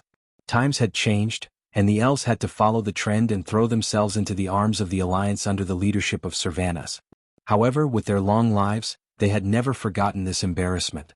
Many times, even the support from the Alliance was seen as charity. However, this emotion was well guided by Servanas' subordinate, Rothelma Theron. The anger in the hearts of the people needed a target to vent, and the Sun King, who had betrayed the people in pursuit of immortality, was the best target. If he had forcibly changed his mind after being killed, it might have been forgivable. However, he was pressured and persuaded to voluntarily transform into a lich as a living being. This sin could never be washed away. In fact, after the Forsaken joined the Horde, the Alliance forbade the Blood Elves from deliberately causing trouble for the Forsaken. The Blood Elves hated the higher-ups of the Alliance because of this. Now that they had finally gotten their revenge, the Blood Elves immediately let out wild cheers. At this moment, this scene was being broadcasted to the entire Sindorii kingdom by Queen Sylvie using magic. With the prior announcement, the people all knew that today, their queen would lead an army to wipe out those traitors. Alright. Well done. Blow up those traitors. In the entire Sindorii kingdom, the people were excited. They held Servanas' portrait high, and at the same time, they burned dummies with Anastrian's name in various large squares. In the Dalajan city, Prince Kale, that's looked at the images from all over the Sindorii kingdom. At this moment, all the high elves in the Dalajan were anxious. In front of his supporters and the neutral elves, he also burned a dummy of his father, and then announced a decision that he had been preparing for a long time. I, Kale, that's Sunstrider, officially announced today that I will abandon the surname Sunstrider. I will give myself a new surname, Eversong. To be honest, Kale, that's Eversong did not sound domineering at all. However, this represented Kale, that's political attitude. It symbolized that he had completely severed his identity as a prince, and he would never inherit the political legacy of his father. The surname Eversong, which represented the Eversong Forest, was more neutral. It not only expressed his attachment and love for his hometown, but also showed that he was closer to the Ranger faction. He could be the president of the Dalajan, but in the end, when his destiny was over, Kale, that still thought that he could return to his roots. His political signal was responded to by the queen. Lord, that's came. She opened a portal and nodded at Kale, that's. He nodded at Kale, that's stayed for a few minutes and then left without saying anything. Everyone knew that this meant that the ruling Ranger faction had accepted Kale, that's and his followers. Above the Frost Whisper Canyon, the big bomb with the words, "For the traitor," written in Elvish text slowly fell and began to free fall under the gaze of tens of thousands of elves in the magic mirror of the live broadcast. A moment later, a terrifying light that seemed to be able to burn the retinas of mortals lit up below. It was a dazzling light that was like the rising sun. With a loud rumble, a small mushroom cloud rose in the canyon. A huge shockwave directly swept up an even higher and more terrifying cloud of dust and stones, rushing in all directions. At that moment, the sky and the earth lost color. In the political fleet in the sky, no one made a sound. Everyone was deeply shocked by this exaggerated scene. In the Naxxrama's command post, Duque curled his lips. It's not a day of nuclear annihilation yet. The data in the system prompt made Duque a little unhappy. In the eyes of others, this was already very terrifying. But the system data said, it's equivalent to 2,000 tons of TNT. Duque scratched his head. Sure enough, if it's not nuclear energy, it won't be that powerful? A few years ago, Duque used the system to clean up the little stuff in his head, and after a long time of pointing and pointing, the Alliance completed the research of TNT and the emergence of modern artillery. However, the more advanced theory of the atomic bomb was not something that a college student like Duque could come into contact with. Knowing the most superficial principles didn't mean having the knowledge and industrial foundation to research. The technology tree had already climbed to an exaggerated level, and if the steps were forcibly pulled any further, it would pull the balls. Compressed fire elements with demigod-level magic power and loaded with 10 tons of TNT, this was already the limit of what conventional weapons could achieve. However, it's good that there's no nuclear radiation. At least we can dismantle those bones in the new Undercity. In the video, the last layer of rock blocking the top of the new Undercity had been destroyed. In the gradually settling smoke and dust, everyone could see the upper buildings of the new Undercity. Queen Sylvanas jumped down first. She turned into a terrifying tornado and blew away all the small gravel blocking the gap. There was no need for her to give any instructions. The other commanders on the battlefield easily found a way to break through. Kill, destroy those traitors. For the blood debt of Sindorii. Chapter 1692. It had to be said that Anastrian had really put in a lot of effort for this new nest. In the absence of human resources, it could be said that he had made full use of the mechanics. It was just that his poor imagination had limited the construction of the new Undercity. He had never imagined that the 100-meter rock stratum that he relied on as an absolute barrier would be broken in such a way. No matter how many traps he had set up outside the new Undercity, what was the use of them? They would not pass through your traps at all, and would directly enter the deepest part of your nest. Unless you had a bunch of big bombs hidden in your house and were prepared to die together with your enemies, the Forsaken who had participated in this betrayal would definitely kneel down. Seeing the Beastmen and Blood Elf army descending from the city dome that was supposed to be a rock stratum, the Forsaken were all frightened. "Ah, don't kill me. I've been kidnapped," a Forsaken shouted. Unfortunately, what greeted him were the golden warhammers of the Blood Elf paladins, the holy golden arrows of the Blood Elf rangers, and even the giant axes of the Beastmen warriors. Hijacked. Innocent? Perhaps it was. But everyone knew that those who had nothing to do with the great potion master Putray had long been killed by his new plague in the Battle of the Calamity City, and had returned to the Lich King's command. The rest were either his hardcore accomplices, or at least neutrals, who knew what had happened but did not report it. It was not that Tsar had not thought of screening these guys. After all, the tribe still needed the Forsaken mages. But Wajin reminded him that the anger of the Beastmen being betrayed could only be extinguished by destruction and death. In any case, the Blackrock tribe had been betrayed again. This was an ironclad fact. The last time was the incident of the Blackhand brothers 20 years ago. For glory, for the discipline of the army, and for the stability of the tribe, Varrock Salyafar, who had already set off for Northrend, would definitely suppress the remaining Blackrock Beastmen and other Beastmen from other clans who had been deceived in the Calamity City that day. But every pair of eyes was watching the great chief's every move. The Beastmen could allow those who disagreed to leave, but they absolutely could not tolerate this kind of betrayal on the battlefield. Therefore, the elite assault troops led by the Frostwolf clan were even more ruthless than the Blood Elves. Besides, you claimed that you were innocent, yet you had the right to move freely in the new Undercity when you announced that you were leaving the tribe. Who were you trying to fool? None of the Forgotten Ones still in the new Undercity were innocent. When the huge battle axe descended, the Undyings whose muscles had long since lost their tenacity were torn apart. His head was chopped into a rotten watermelon, his arms and legs were cut off like broken firewood, and his body was like a rotten rag bag, with the blackened and withered organs falling out. Blood-curdling screams and wails of despair could be heard everywhere. It was the same for the Beastmen and the Blood Elves. There were no surrenders, and all the corpses of the Forgotten Ones were completely destroyed. The Blood Elf priests and holy knights who followed up immediately sprinkled holy light and holy water, purifying all souls that could turn into vengeful spirits. Ha ha ha. Sylvanas brandished the divine artifact longbow, Solidar Stars of Fury, and happily slaughtered the Forsaken. That's right, he wasn't shooting arrows. Instead, he was using the curved structure of the longbow to slash the fleeing Forsaken with a martial technique that resembled a machete. They were directly breached from the inside. Coupled with the huge explosion of the Great Bomb, many of the tunnels collapsed. The Forsaken ran around like blind flies before they were killed by the Allied forces that caught up to them. No. Great Chief, don't kill me, I can serve you? The captured royal pharmacist Put-Ray screamed in fear. Serve you? Go to hell and be a slave to your traitorous compatriots for millions of years. In front of the accompanying troll mages and under the live broadcast of the magic mirror, Sal grabbed Putray's collar and ruthlessly threw him to the ground. The heavy and enormous combat boots stomped on Presley's waist, and with a crisp crack, that guy's entire lumbar vertebra and pelvic bones exploded. This is the fate of traitors. Sal roared domineeringly, raising the hammer of destruction in his hand. Through the magic mirror, the beastmen who were still resting in Northrend could clearly see their great chief's black hammer ruthlessly smashing the head of that damned traitor into a rotten watermelon. A rotten watermelon that had expired. Every beastman raised their arms or weapons at this moment, letting out deafening roars. Well done. Kill the traitor. This is the price of betrayal. On the other side, Sylvanas found the Dreadlord Verimithus.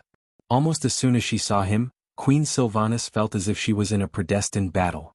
She did not know that this sinister-looking demon in front of her would become her subordinate in the original space and time. She also did not know that in the gates of heaven's wrath, he had also betrayed her. At this point in time, Queen Sylvanas only knew that this disgusting guy in front of her was one of the main culprits who had participated in the destruction of Longsong Forest and Silvermoon City. No, I can. The Dreadlord had no moral integrity. Perhaps other demons hated death, but they were not too afraid of it. Verimithus was different. Back then, he had entered Azeroth as a supervisor of the Scourge army. Later, after Archimonde died, he and the other Dreadlords first sought refuge with Arthas, and then were instigated by Anastrian. It was not an exaggeration to say that he was a slave of 3 different surnames. It would be better if he did not die, but once he died, his soul would be forced back into the twisting nether.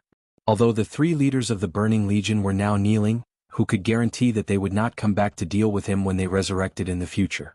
Thus, he knelt before Queen Sylvanas on the spot.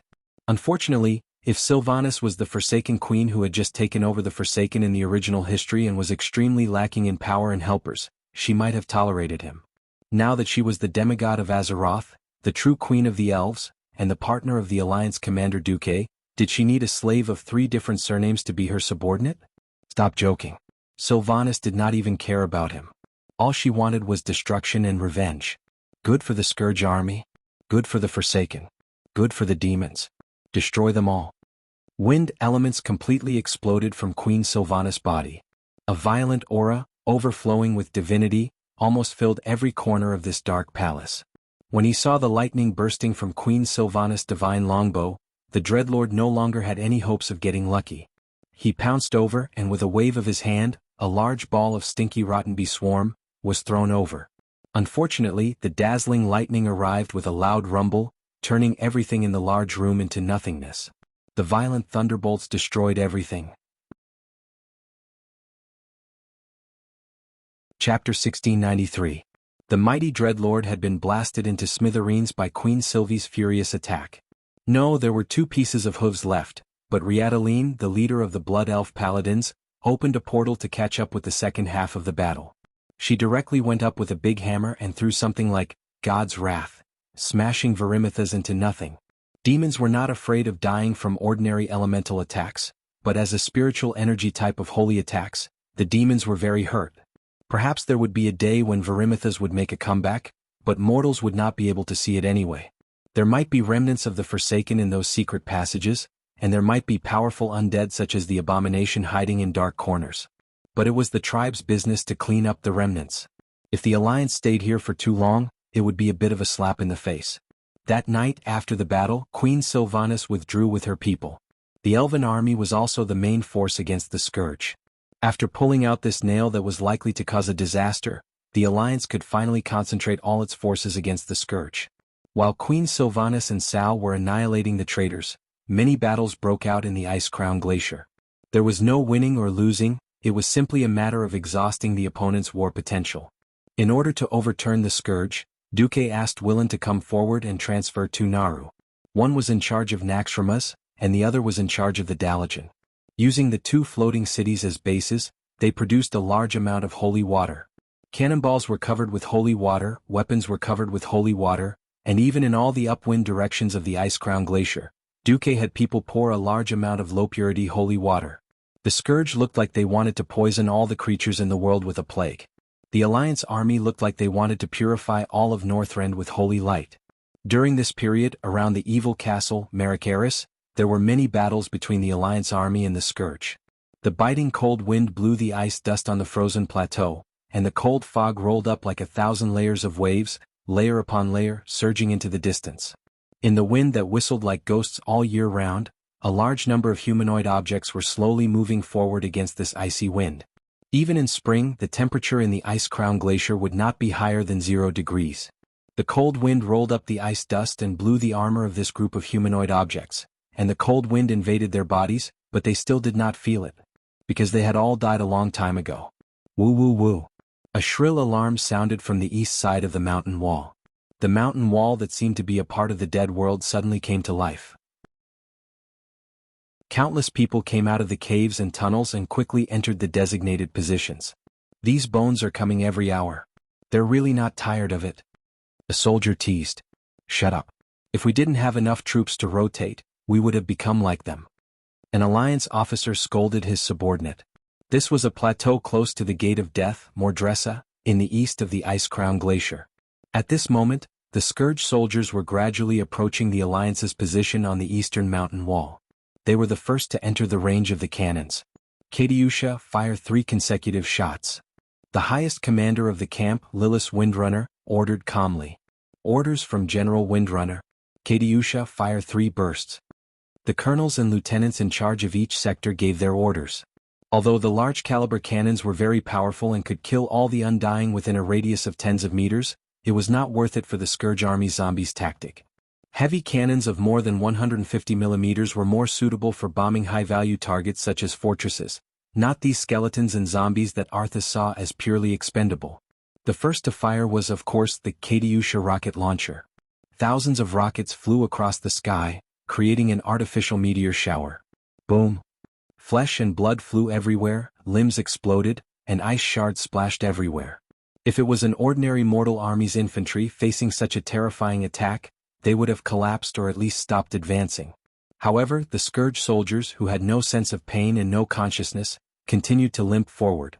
Even if their lower bodies were blown off, they still used their remaining arms to maintain their posture of crawling.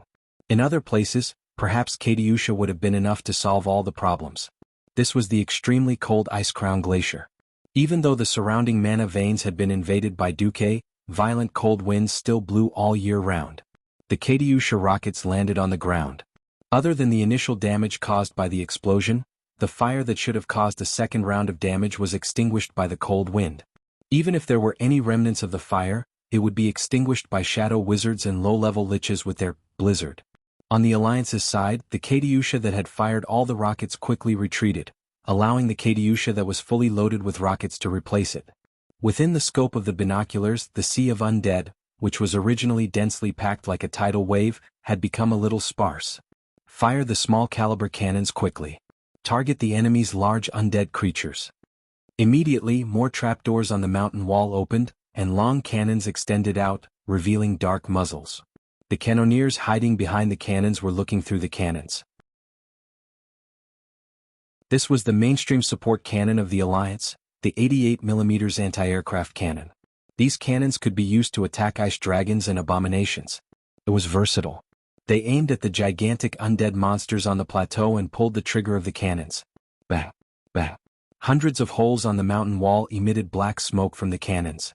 Not only that, the 40mm Bofors anti-air cannons that were specially installed at the front line also started to fire at the larger undead creatures.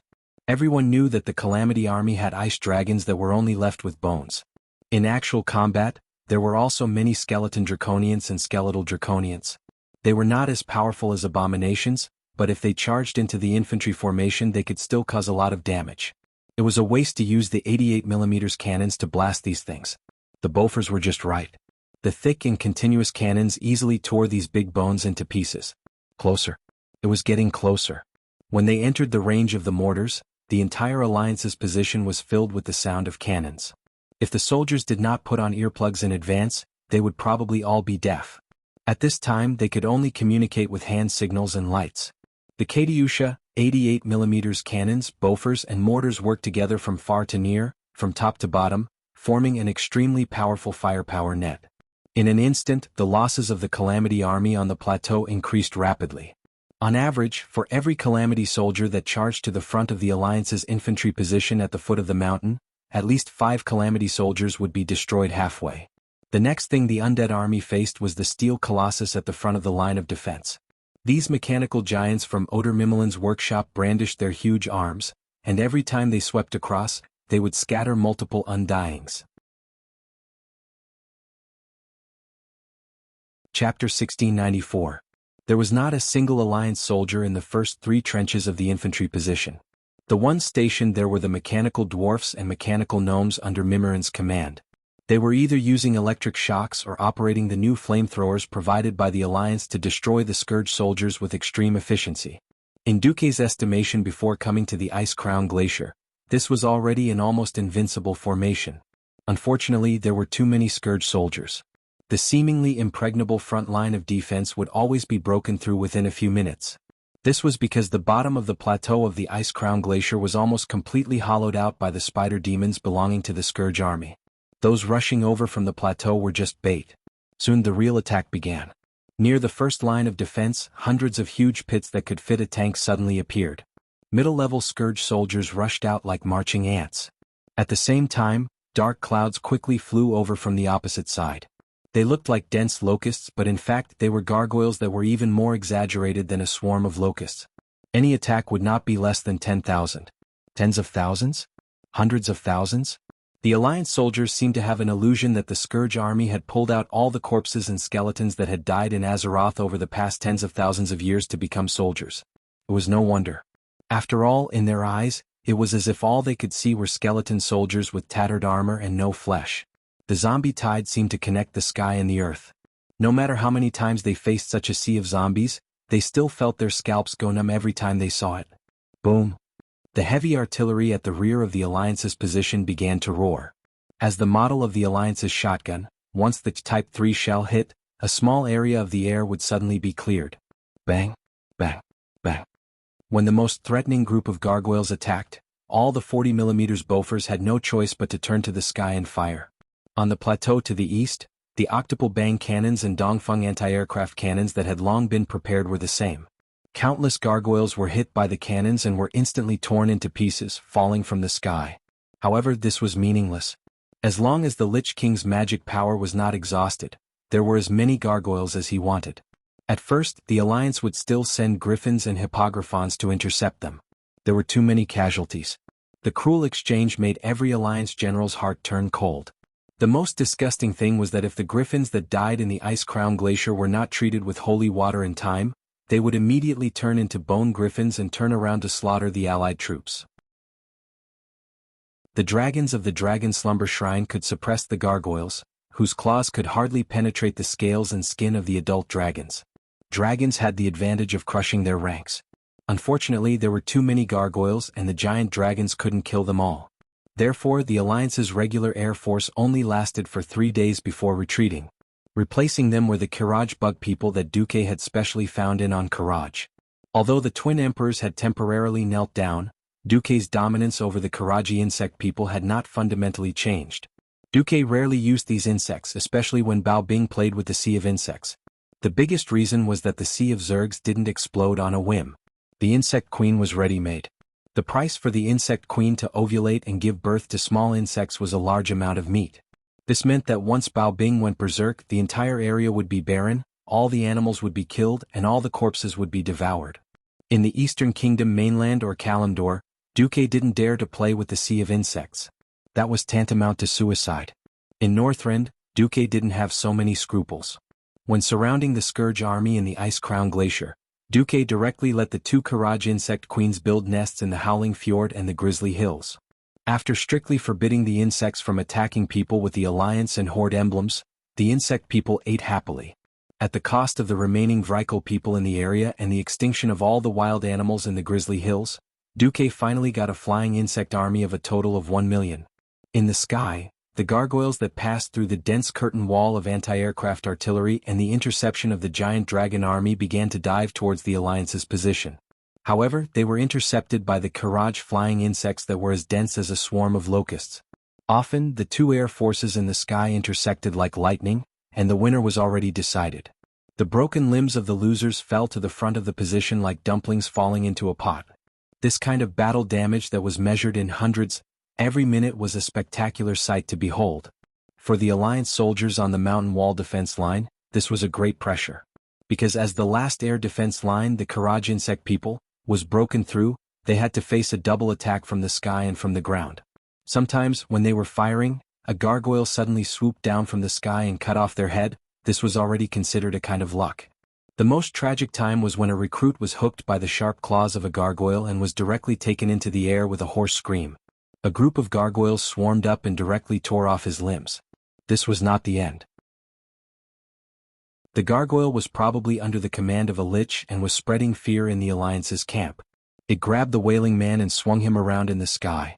No anti-air cannons were able to hit him, until an elven ranger shot the unlucky guy to death.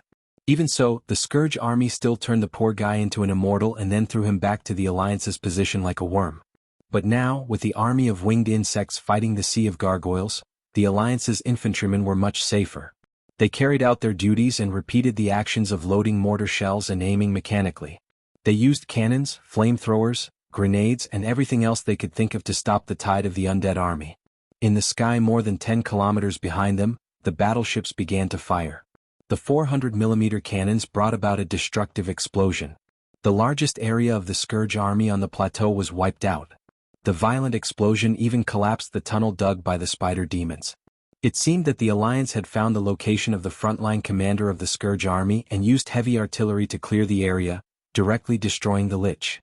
The offensive of the Scourge army immediately stopped. The Lich King could indeed control any of the immortals in the Scourge army. But he couldn't divide his attention into 10 million parts and carry out precise control and command of every soldier. He could only make a general order, such as ordering 100,000 immortals to attack a certain area. As for which bunker and which cannon formation to attack, in fact, it still required the immortal commanders of different classes to carry out on-the-spot commands. Once they were eliminated, the Scourge army would be a bunch of blind flies and would be much easier to deal with. Seeing that the attack was ineffective, the Lich at the back stopped commanding and allowed the low-level immortals to be sent to their deaths. When the sound of the cannons gradually stopped, the earth elemental creatures under Alcavan started to take the field. They weren't cleaning up the battlefield but the land around them. It was because of them that the Alliance could avoid being dug by the spider demons to the rear. Chapter 1695. The battle reports from the past few days made the leaders of the Alliance feel gratified and fortunate. The Scourge troop was never a dish that could be easily eaten. On the contrary, the Scourge army that withdrew most of the undead to the Ice-Crown Glacier was quite terrifying. An army of hundreds of thousands of survivors was already a huge pressure on the logistics department. It would not be an exaggeration to say that they were under immense pressure. After all, almost all of their supplies came from the Eastern Kingdom. In terms of food, if it weren't for Rotterdam and Alterac that had become mass production areas again, Stormwind alone would definitely not be able to support such a terrifying amount of logistics. However, the Doomsday Army was simply cheating. The soldiers didn't need to eat, drink, defecate, or even sleep. Any ice cave or crack could be a hideout as long as there was a path for the undying soldiers to climb out. After killing the living, he cast a dark spell and immediately replenished the dead. Soldiers turned into soldiers, mages turned into liches, paladins turned into death knights. It was the same for puppets like the gargoyles. As long as they still had mana and a workshop, they would be able to kill 10,000 of them today and 10,000 more in a week. In the worst-case scenario, there would be more and more fights every minute. What about the allied forces? A warrior, even a human with the shortest lifespan, would need at least 16 years to produce a soldier. Not to mention the elves, dwarves, and gnomes with lower fertility rates and longer lifespans. Even after the Second Battle of the Door of Darkness, the races had encouraged reproduction, but they still had to grow up. Once upon a time, the Alliance was very confused about Duque secretly taking in the Karaji insect people, and was even a little unhappy. After all, the Karaj insect people affected the appearance of the city, and their level of civilization was quite low.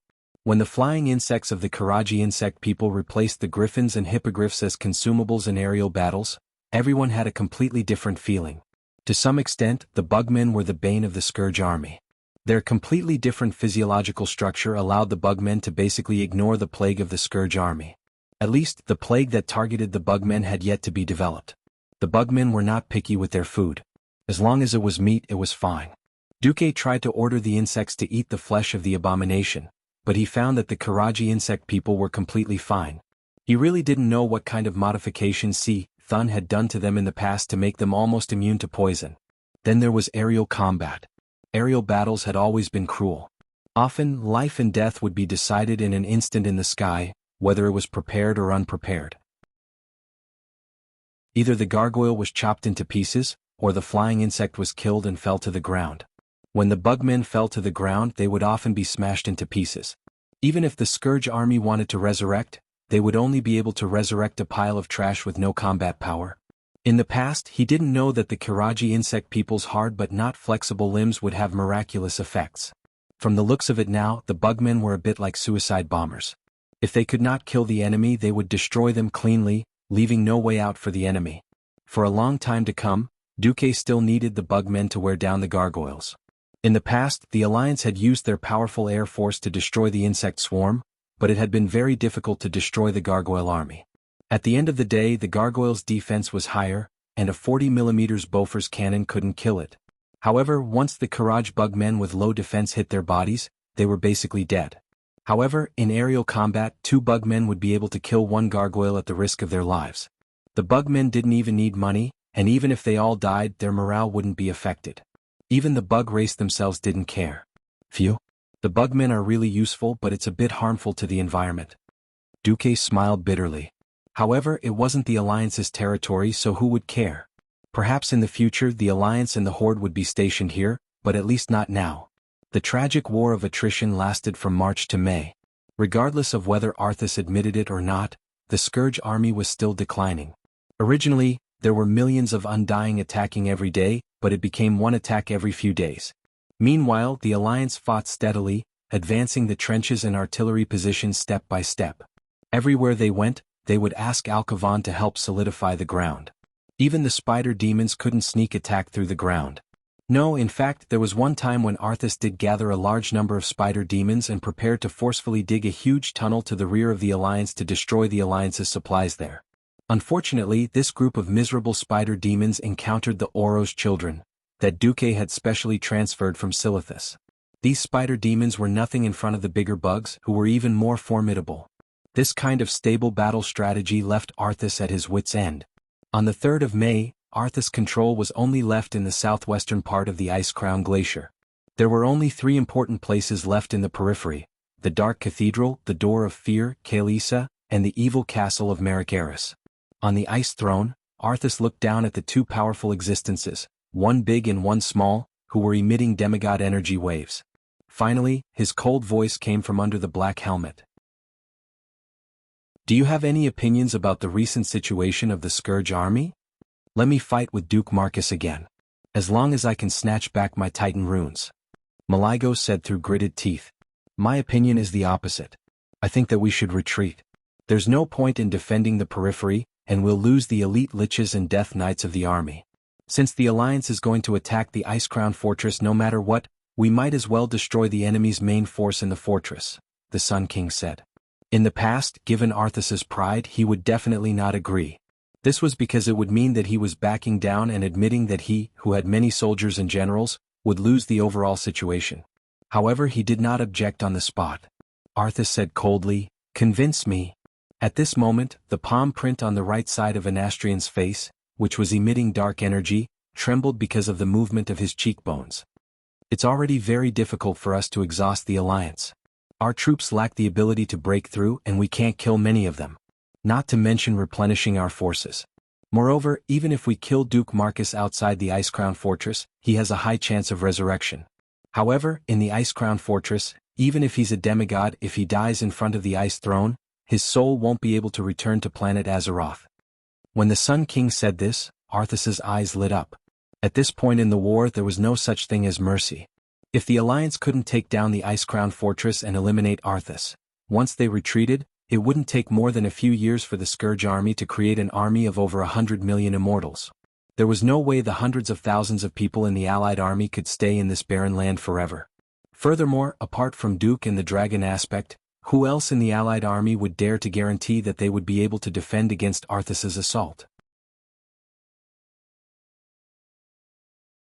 Chapter 1696. Was face more important or substance more important?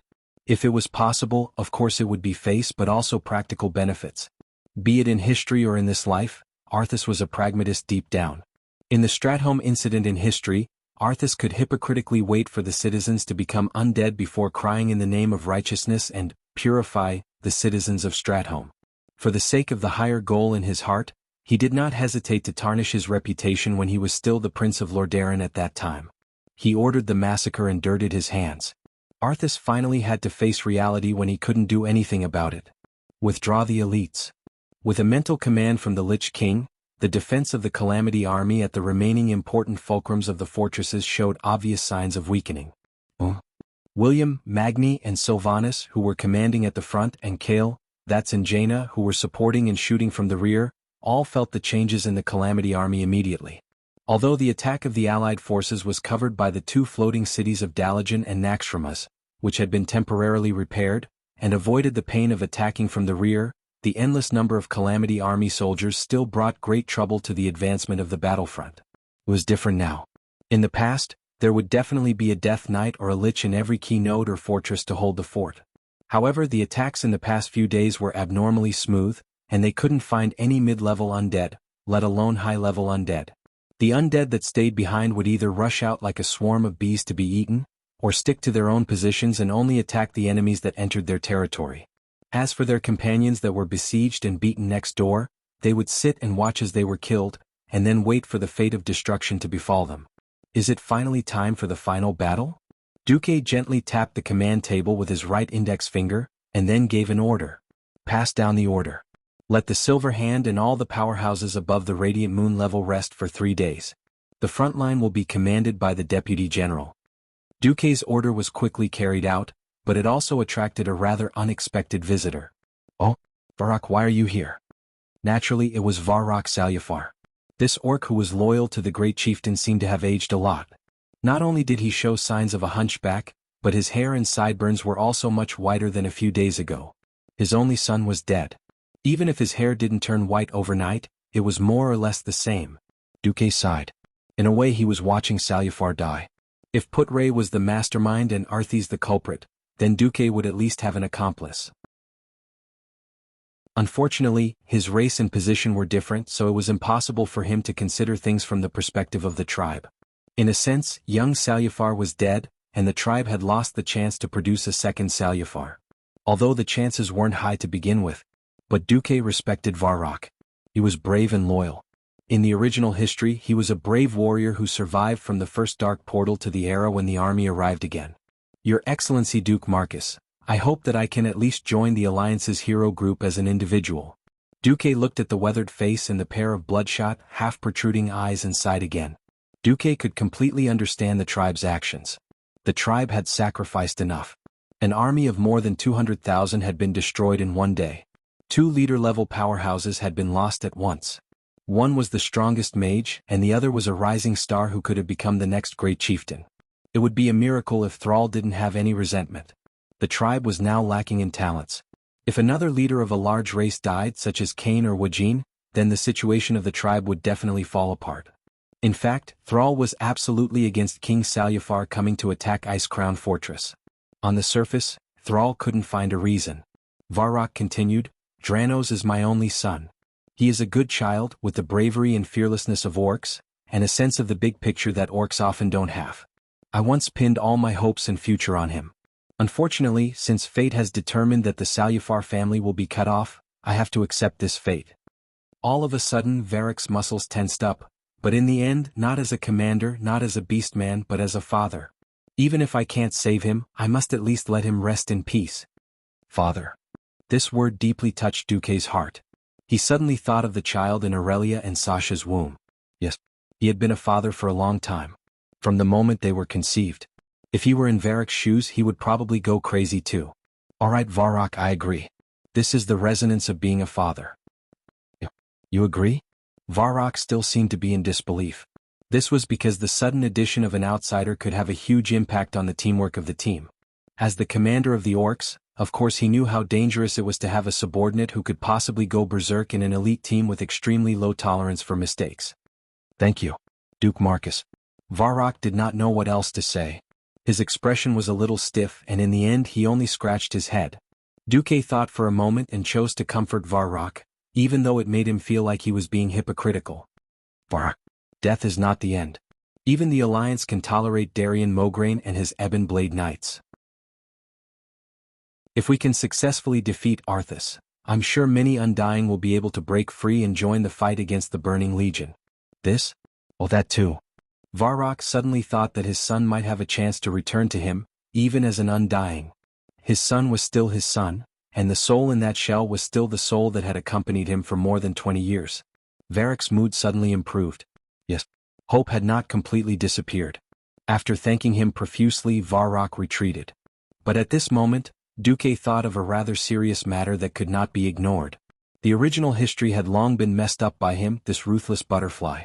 If there was a goddess of destiny he would definitely be the bastard who raped her countless times. But here came the problem. In order to prevent the undead from rioting, Bolvar Fordragon, who was burned by the flames and tortured by the idiot, succeeded as the Lich King and became the third-generation leader of the Lich Kingdom after Arthas died. Now that Bolvar was alive and well, then, if there really was a Lich King, where would Duke find the noble and awesome soul to sit in the Lich King's position? Chapter 1697. Bolvar, who became the Lich King in history, was a Lich King who had no sense of existence. In a sense he was not as famous as the four horsemen of the new apocalypse who later belonged to him. In any case there was the former king of Torrential Fortress, Sora's Trollbane, and the white-legged Sally Whitemane of the Blood Dog couple. So, when Duque thought of this problem he was still a little annoyed. I can't kill Fordragon just because there's a Lich King, can I? Duque laughed bitterly in his heart. One could not become a Lich King just because they wanted to. First, they had to have extraordinary willpower.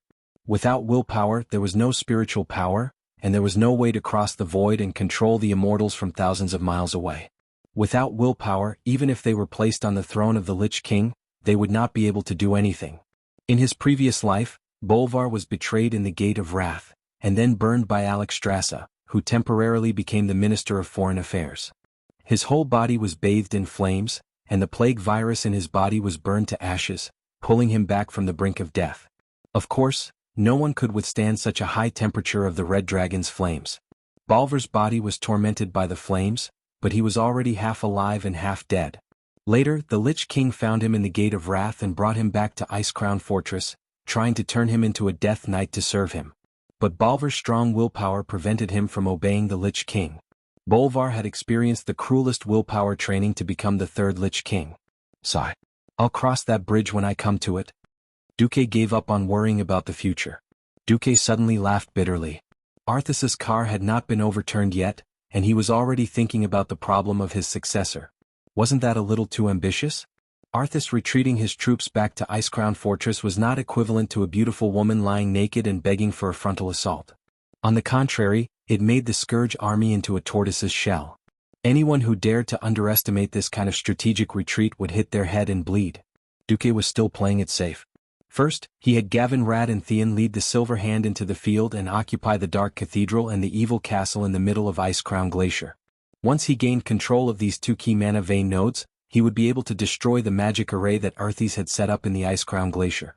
Duque didn't even let Naxxramas or the Dalajan sit directly on either side. Instead he asked Neru to purify it before personally setting up a magic array. Should I say, as expected of the filthy demon queen? Duque really did find something fishy about these two earth veins. It was a very secretive magic spell.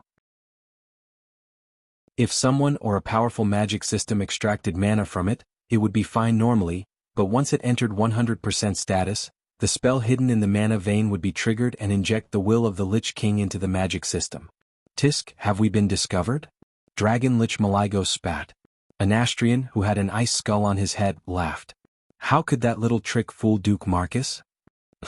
After occupying 5 of the 6 mana veins in the Ice Crown Glacier, Duque could finally announce that he had obtained overwhelming control of the magic net in this area.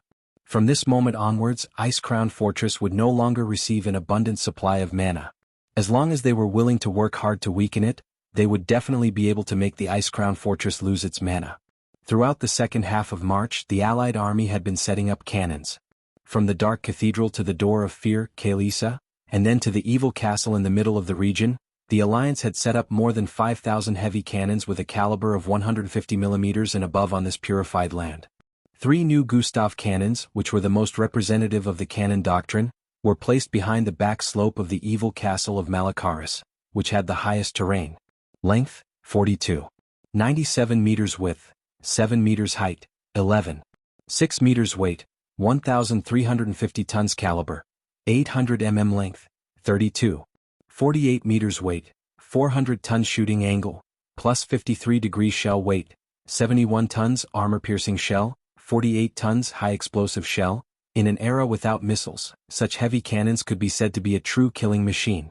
In order to avoid a repeat of the incident where Arthas had blown up Naxxramas with one big move, the sneaky Duque had ordered all of the 200 mm and above cannons to be moved to the back slope, not giving the two fools a chance to attack directly. After all, the trajectory of the cannons was a parabola. Azeroth was a planet, and the ground had a natural arc. It was basically impossible to see anything beyond 4 kilometers on flat ground. However, the new cannons, which used TNT as gunpowder, had a range of more than 10 kilometers. And Frostmourn's Fury could only be used for direct attacks. Unless Arthas broke out of the encirclement by 20 kilometers just to dismantle the cannons, the 3 Gustav cannons were absolutely safe. When Duque told this to Magni, this unkind damn dwarf laughed for a long time. "Ah, I was worried that my baby would be hurt. Now it's all right." Bu Lang leaned close to Duque and whispered, "Big Brother is a classic example of forgetting his old love when he has a new lover." Previously, he kept muttering that the caliber of the new ship cannons was not as good as the small steel cannons from back then. Later, after the Alliance gave him money to build these giant cannons that can shoot tens of kilometers, his resentment subsided a little. Duque smiled bitterly. The small steel cannons that had once ended the second battle of the Dark Portal were, in the end, mortars. They could not shoot far at all. In a tactical sense, how could they compare with this kind of killing machine that could shoot tens of kilometers? "In the future we will build bigger cannons," Magni shouted loudly. Duque smiled but did not say anything. In the future, that was the era of missiles and laser weapons. However, in order to test Arthas' reaction as far as the eye could see from Ice Crown Fortress, there were old cannons that could be pulled into a museum. They still had power, but it was just a pretense. Even the gunners were the mechanical gnomes under Mimiron. It's a pity that there are no more mechanical gnomes. Duque was speaking the truth. In the limit left by Titan, there could only be 1,000 mechanical gnomes at most and 2,000 mechanical dwarfs. This was the absolute authority given to Mimiron. Otherwise, if there was an unlimited number of them, just Mimiron's robot army alone would be enough to drown the entire Calamity army. Mimiron, who was standing at the side, had electronic light flickering in his eyes. He suddenly said, "Duke Marcus, if I can obtain Titan's authorization, the limit of my control will be 10 times the current upper limit." After saying that, Mimiron fell silent again. To be honest, Duque still did not know how to interact with Mimiron. There were many times when Duque could not find any common points with him. It was like chatting with a robot. He could not start a conversation. On the other hand, Mimiron was also quite supportive of the Alliance's battle. "Sai, can we only slowly interact after the war?"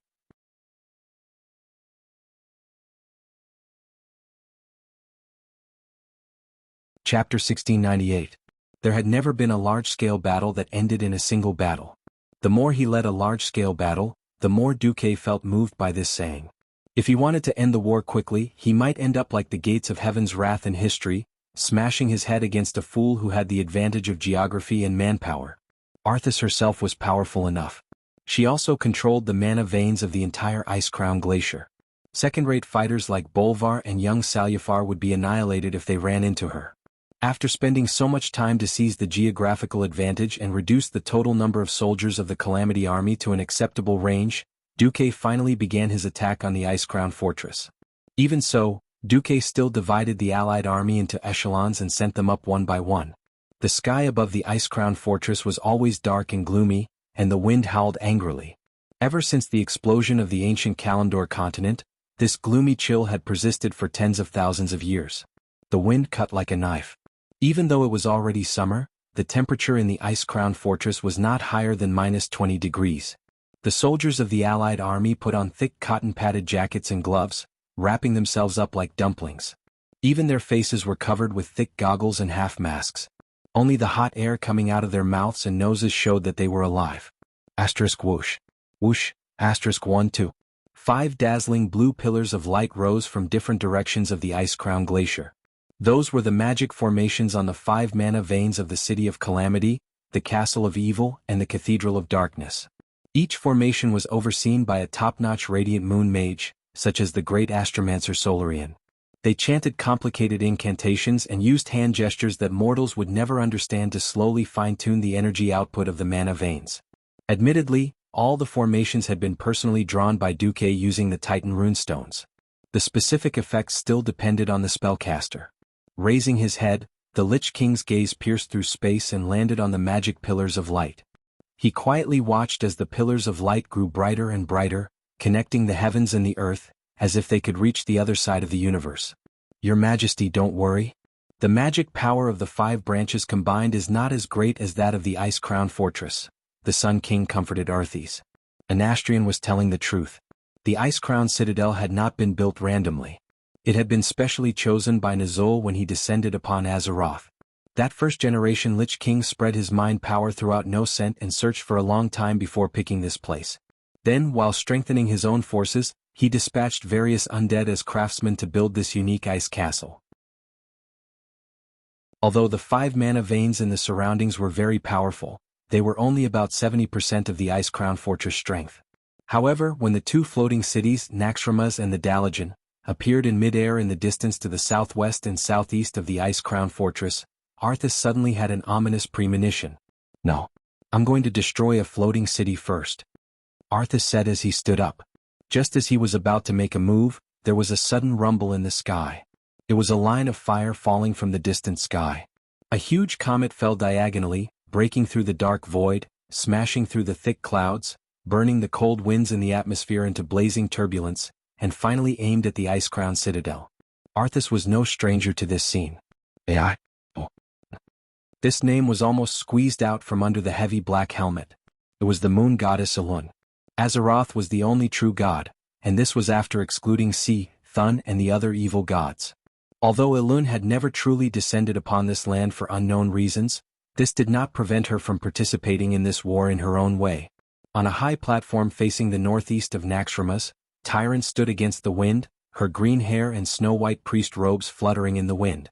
The mysterious moonlight transcended the barrier of day and night and descended upon her, communicating with her and communicating with her. The goddess used her sharp eyes to lock onto her target. Her physical and mental strength were pouring out like a broken dam, and for a moment, even Tyrant felt like she could not hold on any longer. Soon, a smile appeared on that holy and heroic face. The final adjustment had been completed, and the rest was up to gravity. Perhaps Arthas could try using a light cannon to see if it could stop the meteorite from falling, deflect it, or something else. Elun would naturally protect this falling meteorite with her divine power. No matter what Arthas did, Elun's goal of consuming the magic power of the ice-crowned citadel would be achieved. Behind the Lich King's helmet, there was a clear anger in the pair of deep eyes. Send it to me if you have the guts. When passing through the atmosphere, the strong friction would cause the meteorite to burn and reduce its weight. Even so, when it fell to the ground, there would be at least 1,000 tons of meteorite. Coupled with the terrifying kinetic energy, even the sturdy ice-crowned citadel would not be able to withstand a meteorite head-on. This was an open plot. An open plot that Arthas could not resist. A beam of white light that seemed to freeze everything in the entire field of vision was shot out from the ice-crowned citadel. Arthas finally made his move. Frostmourn's Wrath. The white freezing beam collided with Elun's purple and blue meteorite in midair. It burst into a dazzling brilliance like fireworks. Ah, so beautiful. Jaina, who was guarding Naxxramas, felt as if she had returned to her childhood, when she first saw fireworks. Next to her, Duque smirked. Wow. The Lich King is angry again. Damn it, let's see how many times you can be angry. Duque happily snapped his fingers and Khadgar, who was next to him, immediately understood. 5 minutes later, on the two floating cities of Dalajan and Naxxramas, huge pillars of light also lit up into the sky. On the frozen throne, Arthas suddenly lost his voice. What? If he was not wearing the full-face helmet that covered all his expressions, his face would probably be very ugly right now. 5 earth veins, plus the 2 floating cities, a total of 7 fulcrums formed a strange magic array. 7 beams of light pierced the sky, and as they were about to penetrate the atmosphere, countless glowing titan runes began to spread. They emitted a mysterious radiance, and in a way that Arthas could not understand, they finally formed a huge circular magic array. The earth trembled slightly, and the entire continent of Northrend was dyed purple and blue. It was as if the sun had risen at the end of the night, forcefully and domineeringly erasing the stars and the moon from the sky. There was only one color left in the world. Chapter 1699. Countless soldiers of the Allied army witnessed this scene. Everyone's mouth was unconsciously half open as they sighed in astonishment. This was a grand scene that only existed in epics. Even though Duke's generosity had refreshed their knowledge time and time again, but every time, they would still be fiercely shocked. Duque. On the frozen throne, Arthas let out a voice filled with incomparable resentment. At this moment, how could he not know what Duque was planning? The combined energy of the 5 mana veins was indeed unable to reduce the overwhelming mana of the Ice Crown Fortress, but with the addition of the 2 floating cities, it was a different story. As the 2 most important mana nodes of the magic net, the Dalajan and Naxxramas were not only the mana hubs under Duque's control, but also the largest mana storage and an important connection between the 4 major elemental realms. Arthas could never have imagined that Duque could actually connect these 2 unrelated mana nodes with the mana veins to form a huge magic array, which in turn surpassed the transcendent status of the Ice Crown Fortress. In the sky, the huge Titan runic magic array emitted a dazzling brilliance. Finally, all the mana condensed into a pillar of light that would take about 10 people to wrap their arms around, and fiercely fell from the sky, pressing down on the Ice Crown Fortress. The moment before the pillar of light hit the Ice Crown Fortress, Arthas refused to let his efforts go to waste, because this fortress at the top of the snowy mountain was the symbol of his control over this land of ice and snow, and even the future of the entire land. On the dark black castle, there was an uncomfortable pale light, and an even thicker white pillar of light rose against the sky, colliding with the purple and blue pillar of light falling from the sky. At first, the white light strongly counterattacked, once raising the position of the collision to 2 kilometers above the castle. But as the magic array continued to descend more abundant and purer mana, the white light was once again suppressed. Finally, 2 terrifying pillars of light, one purple and one white, condensed about 500 meters above the fortress, forming a state of mutual exhaustion. Squeak. It was hard to describe this sound with words, but it could only be said that it was more like the sound of electricity. In the command room of Naxxramas, Duque was expressionless. He had already handed over the maintenance of the magic array to a few of his subordinates. He believed that Khadgar, Jaina and Kale, that's these veteran powerhouses, would not disappoint him. Duque raised his right arm up high and brought it down heavily with a knife-hand posture. Fire. In the command room, in close to 100 large and small images, each cannon let out its own unique roar.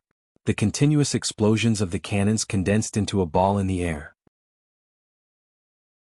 It sounded like the entire frozen mountain range had suddenly collapsed.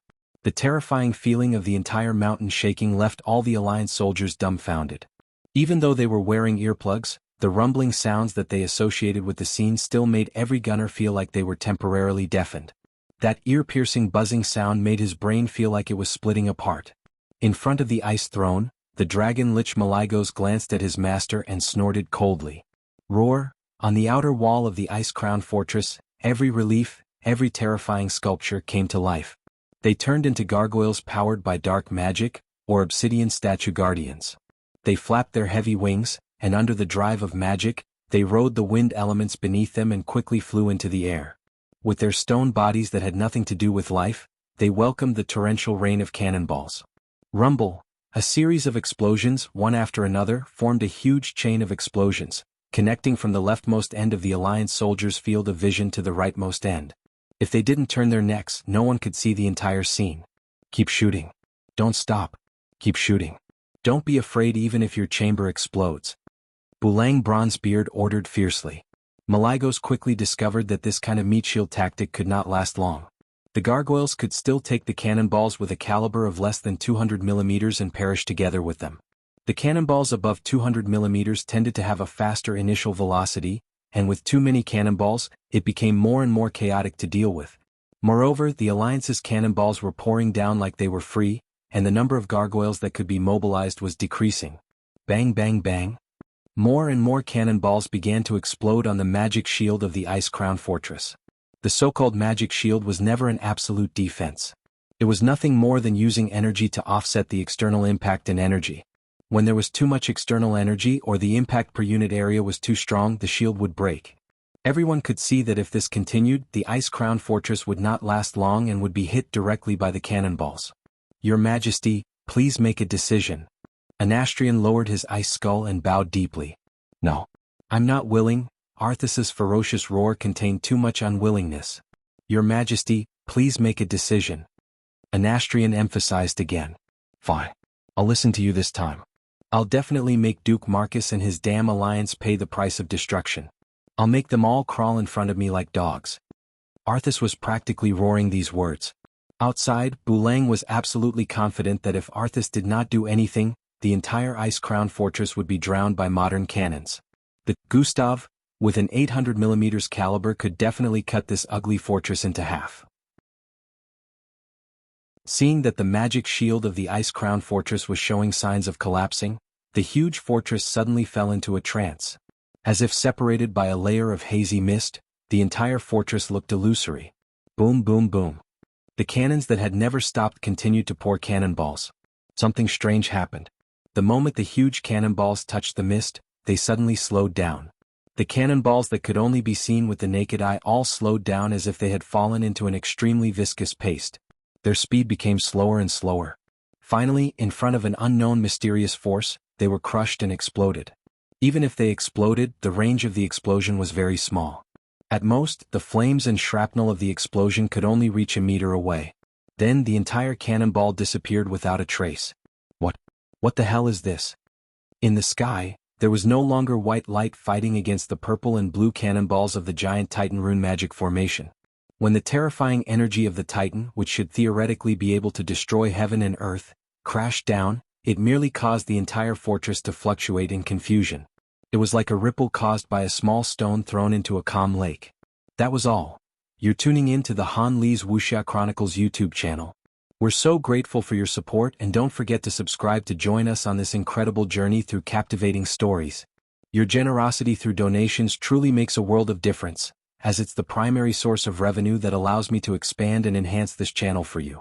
Thank you from the bottom of my heart for being a part of this adventure.